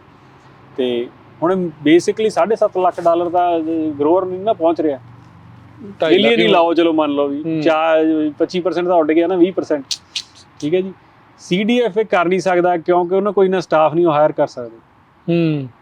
ਹੁਣ ਜਿੱਡਾ ਚੈਕਿੰਗ ਕੋਈ ਨਹੀਂ ਦੇਖੋ, ਜੇ ਤਾਂ ਹੁਣ CDFA ਆਪ ਬਣਨਾ ਚਾਹਵੇ ਬਣ ਸਕਦਾ, ਇਨ ਪਾਸਟ ਬਣਦੇ ਰਹੇ ਆ, ਤੇ ਪਰ ਜੇ ਹੁਣ ਐਡੇ ਵੱਡੇ ਬਜਟ ਨੂੰ ਵੰਡਣ ਲਈ ਵੀ ਤਾਂ ਉਹਨਾਂ ਨੂੰ ਸਟਾਫ ਹਾਇਰ ਕਰਨਾ ਬਹੁਤ ਮਗਰ ਪੈਣਾ। ਉਹਨਾਂ ਨੂੰ ਕਦੇ ਵੀ ਨਹੀਂ ਕਰ ਸਕਦੇ ਹਾਇਰ, ਕਿਉਂਕਿ ਉਹਨਾਂ ਦਾ ਆਪਦੇ ਬਜਟ ਨੇ। ਕਿਉਂਕਿ ਇਸ ਸਾਲ ਪੈਸੇ ਆਏ, ਅਗਲੇ ਸਾਲ ਨਹੀਂ ਆਏ, ਫਿਰ ਕੀ ਕਰਨਗੇ ਉਹ ਸਟਾਫ ਦਾ? ਫਿਰ ਕੱਢਣੇ ਪੈਣੇ, ਹੈ ਨਾ। ਸੋ ਹਾਲਾਂਕਿ ਸਟੇਟ ਦੀ ਜਿਹੜੀ ਪ੍ਰੋਸੈਸ ਆ ਉਹ ਫਿਰ ਵੀ ਬਹੁਤ ਸਟ੍ਰੀਮਲਾਈਨਡ ਆ। ਅੱਛਾ। ਜਿਹੜੀ ਫੈਡਰਲ ਲੈਵਲ ਦੀ ਆ ਉੱਥੇ ਬਹੁਤ ਵੇਸਟ ਆ। ਅੱਛਾ। ਸਟੇਟ ਦੀ ਹਰੇਕ ਚੀਜ਼ ਆਨਲਾਈਨ ਆ, ਫੈਡਰਲ ਦੀ ਹਰੇਕ ਪੇਪਰ ਤੇ ਚੱਲਦੀ ਆ, ਹੈ ਨਾ। ਸੋ ਉਹ 'ਚ ਜ਼ਿਆਦਾ ਵੇਸਟ ਲੱਗਦਾ। CDF ਇੱਕ ਕੁਇਕ ਟਰਨਓਵਰ ਨੂੰ ਲੈ ਕੇ ਫੈਡਰਲ ਟਾਈਮ ਬਹੁਤ ਲਾਉਂਦਾ। ਫੈਡਰਲ 'ਚ ਹੁਣ 50 ਸਟੇਟਾਂ ਇੱਥੇ ਇਕੱਲੇ ਹੀ, ਜਿਵੇਂ ਮਰਜ਼ੀ ਕਰ ਲਓ, ਪਰ ਉਹਨਾਂ ਦਾ ਬਜਟ ਵੀ ਵੱਡਾ, ਤੇ ਬਜਟ ਵੀ ਛੋਟਾ, ਉਹਨਾਂ ਦੀ ਟੀਮ ਵੀ ਵੱਡੀ, ਦੀ ਟੀਮ ਵੀ ਛੋਟੀ ਆ। ਸੋ ਆਈ ਥਿੰਕ ਸਭ ਤੋਂ ਵੱਡੇ EMPLOYEE ਤਾਂ USDA ਹੀ ਆ। ਹਾਂ, USDA ਦਾ ਬਹੁਤ ਵੱਡਾ, ਦੇਖੋ ਕਿੱਡਾ ਬਜਟ ਹੁੰਦਾ, ਕਈ ਟ੍ਰਿਲੀਅਨ ਡਾਲਰ ਦਾ। ਸੋ ਕਿੰਨੇ ਬਲਾਕਾਂ ਦੇ ਵਿੱਚ ਤਾਂ ਉੱਥੇ ਉਹਨਾਂ ਦੇ ਆਫਿਸ ਆ ਵਾਸ਼ਿੰਗਟਨ DC ਦੇ ਵਿੱਚ। ਜਦੋਂ ਗਏ ਸੀ ਉਦੋਂ ਜਾਣ ਦਾ ਮੌਕਾ ਮਿਲਿਆ ਸੀਗਾ। So it's pretty huge. ਕੱਢੇ ਵੀ ਬਹੁਤ ਆ ਹੁਣ ਉਹਨਾਂ ਨੇ, ਕਈਆਂ ਨੇ ਵਲੰਟੀਅਰ ਇੱਕ ਬਲਾਕ ਹੀ ਬੰਦ ਕਰਨ ਨੂੰ ਕਹਿੰਦੇ ਸੀਗੇ, ਦੋ ਬਿਲਡਿੰਗ ਕਿਤੇ ਚੱਕ ਦੋ ਇਹਨਾਂ ਨੂੰ। ਸੋ ਦੇਖੋ ਕੀ ਜਿਹੜਾ ਇਸ ਦੇ ਵਿੱਚ ਬਣਦਾ। ਤਾਂ ਹੀ ਮੈਨੂੰ ਲੱਗਦਾ ਗ੍ਰਾਂਟਾਂ ਦਾ ਵੀ ਕੰਮ ਤਾਂ ਵੀ ਥੋੜਾ ਬਹੁਤਾ ਢਿੱਲਾ ਆ, ਵੀ ਬਜਟ ਘੱਟ ਵੀ ਆ, EMPLOYEE ਵੀ ਇੱਧਰ ਉੱਧਰ ਆ। ਸੋ ਇਹਨੂੰ ਸਟ੍ਰੀਮਲਾਈਨ ਹੁੰਦਿਆਂ ਨੂੰ ਅਜੇ ਲੱਗ ਜਾਣਾ ਸਾਲ ਕੁ, ਮੈਨੂੰ ਲੱਗਦਾ। ਹਾਂ, ਨਹੀਂ ਸਾਲ ਤਾਂ ਲੱਗੂਗਾ ਹੀ, ਜਿਸ ਹਿਸਾਬ ਨਾਲ ਚੇਂਜਸ ਲਿਆਂਦੀਆਂ ਨਾ, ਚੇਂਜਸ ਦੀ ਨੇਰੀ ਹੋਈ ਆਈ ਪਈ ਆ। ਹਾਂ, ਹੈ ਨਾ। ਸੋ ਇਹਨੂੰ ਸੈਟਲ ਡਾਊਨ ਹੁੰਦੇ ਇਹਨੂੰ ਸਾਲ ਕੁ ਲੱਗ ਜਾਊਗਾ। ਫਿਰ ਉਦੋਂ ਬਾਅਦ ਦੇਖੋ ਵੀ ਨਵੀਂ ਐਡਮਿਨਿਸਟ੍ਰੇਸ਼ਨ ਦੀਆਂ ਕਿਹੋ ਜਿਹੀਆਂ ਪਾਲਿਸੀਜ਼ ਆਉਂਦੀਆਂ ਨੇ, ਤੇ ਵੀ ਕਿੱਧਰ ਨੂੰ ਜ਼ਿਆਦਾ ਇਨਵੈਸਟਮੈਂਟ ਕਰਦੇ ਆ ਜੀ। ਤੇ ਜਿਵੇਂ ਪੁਰਾਣੀ ਜਿਹੜੀ ਸੀਗੀ ਐਡਮਿਨਿਸਟ੍ਰੇਸ਼ਨ, ਉਹ 'ਚ এনवायरमेंट ਨੂੰ ਲੈ ਕੇ ਤੇ ਜਾਂ ਕੋਈ ਵੀ ਔਰ ਸੋਇਲ ਦੀ ਹੈਲਥ ਨੂੰ ਲੈ ਕੇ ਇਹੋ ਜਿਹੇ ਬਹੁਤ ਜ਼ਿਆਦਾ ਪ੍ਰੋਗਰਾਮ ਸੀ, ਹੈ ਨਾ। ਤੇ ਹੁਣ ਨਵੀਂ ਐਡਮਿਨਿਸਟ੍ਰੇਸ਼ਨ ਕਿੱਧਰ ਨੂੰ ਆਉਂਦੀ, ਆਪਾਂ ਨੂੰ ਵੀ ਪਤਾ ਵੀ ਹੋ ਸਕਦਾ ਇਹ ਟੈਕਨੋਲੋਜੀ ਫੋਕਸ ਹੋਵੇ, ਵੀ ਟੈਕਨੋਲੋਜੀ ਲਿਆਓ ਜੀ ਖੇਤਾਂ 'ਚ। DI ਦੇ ਵੀ ਉਲਟ ਹੈ ਨਾ। ਹਾਂ, ਦੇਖੋ ਉਹ ਤਾਂ ਹੈ ਹੀ ਹੈ ਨਾ। ਜਿਹੜਾ ਅੱਗੇ ਅੰਡਰ ਸਰਵਡ ਕਮਿਊਨਿਟੀ ਦਾ ਚੀਜ਼ਾਂ ਸੀਗੀਆਂ ਉਹ ਵੀ ਬੰਦ ਹੋਣਗੀਆਂ। ਉਹ ਤੇ ਸਾਨੂੰ ਜਿੰਨੀ ਜਿਵੇਂ CDF 'ਚ ਮੰਨ ਲਓ ਵੀ 25% ਰਾਖਵੇਂ ਸੀ ਪੈਸੇ ਹੈਗੇ ਆ ਹੁਣ ਵੀ, ਉਹ ਚੀਜ਼ਾਂ ਉੱਥੇ ਉਹ ਕੱਟੀ ਜਾ ਰਹੇ ਨੇ, ਉਹ ਖਤਮ ਹੋ ਜਾਣੇ। ਤੇ ਫੈਡਰਲ ਲੈਵਲ ਦੇਖਦੇ ਹਾਂ ਕਿਹੋ ਜਿਹਾ ਇੰਪੈਕਟ ਹੁੰਦਾ। ਜੇ ਜ਼ਮੀਨ ਖਰੀਦਣ ਬਾਰੇ ਸੋਚ ਰਹੇ ਹੋ, ਕੋਈ ਡਿਵੈਲਪਡ ਲੈਂਡ ਖਰੀਦਣ ਬਾਰੇ ਸੋਚ ਰਹੇ ਹੋ ਜਾਂ ਕਰ ਰਹੇ ਹੋ, ਤਾਂ ਸਲਾਹ ਲੈਣੀ ਆ ਵੀ ਭਾਈ ਕੀ ਉਸ ਦੀ ਵੈਲਿਊ ਹੋਣੀ ਚਾਹੀਦੀ ਆ, ਤੁਹਾਨੂੰ ਕੀ ਉਹ ਦੱਸਿਆ ਜਾ ਰਿਹਾ ਤੇ ਅਸਲ 'ਚ ਕੀ ਆ। ਸੋ ਪੰਜਾਬੀ ਅਮਰੀਕਨ ਗਲੋਬਲ ਗਰੁੱਪ ਪੱਗ ਵਾਲੇ ਅਰਸ਼ਦੀਪ ਸਿੰਘ ਹੁਣਾਂ ਦੇ ਨਾਲ ਜ਼ਰੂਰ ਇੱਕ ਵਾਰੀ ਕੰਟੈਕਟ ਕਰੋ, ਮੁਫਤ ਸਲਾਹ ਦਿੰਦੇ ਨੇ। ਸੋ ਉਹਨਾਂ ਦੇ ਨਾਲ ਤੁਸੀਂ ਗੱਲ ਕਰੋ, ਕੰਟੈਕਟ ਕਰੋ, ਤਾਂ ਜੋ ਤੁਹਾਨੂੰ ਪਤਾ ਹੋਵੇ, ਇਨਫੋਰਮਡ ਡਿਸੀਜਨ ਜਿਹੜਾ ਤੁਸੀਂ ਬਣਾਓ। ਐਵੇਂ ਬਾਅਦ ਦੇ ਵਿੱਚ ਜਿਹੜੀ ਇਨਵੈਸਟਮੈਂਟ ਉਹ ਮਿੱਟੀ ਨਾ ਹੋ ਜਾਵੇ। ਸੋ ਉਹਦੇ ਲਈ ਜਿਹੜਾ ਉਹ ਜ਼ਰੂਰੀ ਆ। ਤੇ ਕੀ ਤੁਹਾਨੂੰ ਐਗ ਰੀਅਲ ਏਸਟੇਟ ਵਾਲੇ ਜਿਹੜੇ ਏਜੰਟਸ ਉਹ ਵੀ ਕੰਟੈਕਟ ਕਰਦੇ ਆ? ਬਹੁਤ ਕਰਦੇ, ਉਹਨਾਂ ਨੂੰ ਵੀ ਕਾਫੀ ਕੁਝ ਸਿੱਖਣ ਨੂੰ ਮਿਲਦਾ। ਰੀਅਲ ਏਸਟੇਟ ਏਜੰਟਸ ਫੋਨ ਕਰਦੇ ਆ, ਬਹੁਤ ਚੀਜ਼ਾਂ ਦਾ ਉਹਨਾਂ ਨੂੰ ਨਹੀਂ ਪਤਾ ਹੁੰਦਾ, to be honest, sigma related. ਠੀਕ ਹੈ ਨਾ। ਤੇ ਫਿਰ ਜਾਂ ਫੋਨ ਕਰਨਗੇ ਜਿਹੜੇ ਐਗ ਦੇ ਬ੍ਰੋਕਰ ਨੇ, ਠੀਕ ਹੈ, ਉਹਨਾਂ ਕੋਲ ਕੋਈ ਪ੍ਰਾਪਰਟੀ ਆਈ ਆ, ਹੈ ਨਾ, ਉਹਨਾਂ ਦੇ ਕੋਈ ਕੁਐਸਚਨ ਹੈ। ਹੁਣ ਇੰਨਾ ਕੁ ਹੋ ਗਿਆ ਪੱਗ ਦਾ ਵੀ, ਪੱਗ ਨੂੰ ਜਾਣਦੇ ਸਾਰੇ, ਖਾਸ ਕਰਕੇ ਆਪਣੀ ਕਮਿਊਨਿਟੀਜ਼, ਹੈ ਨਾ। ਤੇ ਉਹ ਪੁੱਛਣਗੇ ਵੀ ਐਂ ਪ੍ਰੋਪਰਟੀ, ਜਿਵੇਂ ਏਰੀਆ ਦੇ ਦੇਣਗੇ, ਨਹੀਂ ਸਪੈਸੀਫਿਕਸ ਨਹੀਂ ਦੇਣਗੇ ਵੀ ਭਾਈ ਇਹ ਤੁਹਾਡੇ ਕੋਲ 2 ਮਿੰਟ ਆ, 2 ਕੁਐਸਚਨ ਪੁੱਛਣੇ ਆ। ਹੁਣ ਮੈਨੂੰ ਬੰਦੇ ਜਾਣਨ ਵੀ ਲੱਗੇ ਕਾਫੀ, ਤੇ ਵੀ ਆਹ ਚੀਜ਼ਾਂ ਵੀ ਠੀਕ ਲੱਗਦੀਆਂ ਨੇ। ਜਿਹੋ ਜੀ ਮੇਰੇ ਕੋਲ ਇਨਪੁਟ ਹੁੰਦੀ ਆਪਾਂ ਦੇ ਦਈਦੀ ਆ, ਵਿਦਆਊਟ ਆਸਕਿੰਗ ਵੀ ਕੌਣ ਆ, ਕਿਹਦੇ ਲਈ ਆ, ਆਪਾਂ ਉਹ ਚੀਜ਼ 'ਚ ਇੰਟਰਫੀਅਰ ਨਹੀਂ ਕਰਦੇ, ਹੈ ਨਾ। ਤੇ ਬਟ ਰੀਅਲ ਸਟੇਟ ਏਜੰਟਸ ਦੇ ਫੋਨ ਆਉਂਦੇ ਆ, ਕਾਫੀ ਆਉਂਦੇ ਆ। ਠੀਕ ਹੈ ਜੀ। ਸੋ ਇੱਥੋਂ ਇਹੀ ਪਤਾ ਲੱਗਦਾ ਵੀ ਐਕਟੀਵਿਟੀ ਵਧੀ ਪਈ ਆ ਉਹਦੀ। ਨਹੀਂ, ਐਕਟੀਵਿਟੀ ਤਾਂ ਬਹੁਤ ਵਧੀਆ, ਕਿਉਂਕਿ ਲੈਂਡ ਟ੍ਰਾਂਸਫਰ ਹੋ ਰਹੀ ਨਾ, ਇੱਕ ਪਾਸੇ ਦੂਜੇ ਪਾਸੇ ਜਾਣੀ ਉਹਦਾ ਹੋਰ ਕੋਈ ਆਪਸ਼ਨ ਨਹੀਂ ਹੈ। ਤੇ ਚਾਹੇ ਉਹ ਬੈਂਕ ਥਰੂ ਫਾਇਰ ਸੇਲ ਚਲੀ ਜਾਵੇ, ਚਾਹੇ ਉਹ ਹੁਣ ਚਲੀ ਜਾਵੇ। ਚਲੋ ਜਿੱਦਾਂ ਵੀ ਆ, ਜੋ ਵੀ ਆਪਸ਼ਨ ਹੈ, ਜਿੱਦਾਂ ਵੀ ਆ, ਜੋ ਵੀ ਮੌਕਾ ਆ, ਸੋ ਕੰਟੈਕਟ ਕਰ ਲਓ। ਅਰਸ਼ਦੀਪ ਸਿੰਘ ਕਰੀ ਨੰਬਰ ਦੱਸ ਦਿਓ ਇੱਕ ਵਾਰੀ ਫਿਰ, ਜੇ ਸਲਾਹ ਲੈਣੀ ਹੈ। 559451 6270 559 452 6270। ਕਿਸੇ ਵੀ ਟਾਈਮ ਤੁਸੀਂ WhatsApp 'ਤੇ ਮੈਸੇਜ ਛੱਡ ਦਿਓ, ਉਹ ਜ਼ਿਆਦਾ ਬੈਟਰ ਰਹਿੰਦਾ, ਕਿਉਂਕਿ ਕਈ ਵਾਰ ਬਿਜ਼ੀ ਹੁੰਦੇ ਤੇ ਫਿਰ ਮੈਂ ਤੁਹਾਨੂੰ ਰਿਪਲਾਈ ਕਰ ਸਕਦਾ ਇੱਥੇ। ਮਿਹਰਬਾਨੀ ਅਰਸ਼ਦੀਪ ਸਿੰਘ, ਮਿਲਦੇ ਹਾਂ ਅਗਲੀ ਵਾਰੀ। ਸਤਿ ਸ਼੍ਰੀ ਅਕਾਲ। ਸਤਿ ਸ਼੍ਰੀ ਅਕਾਲ।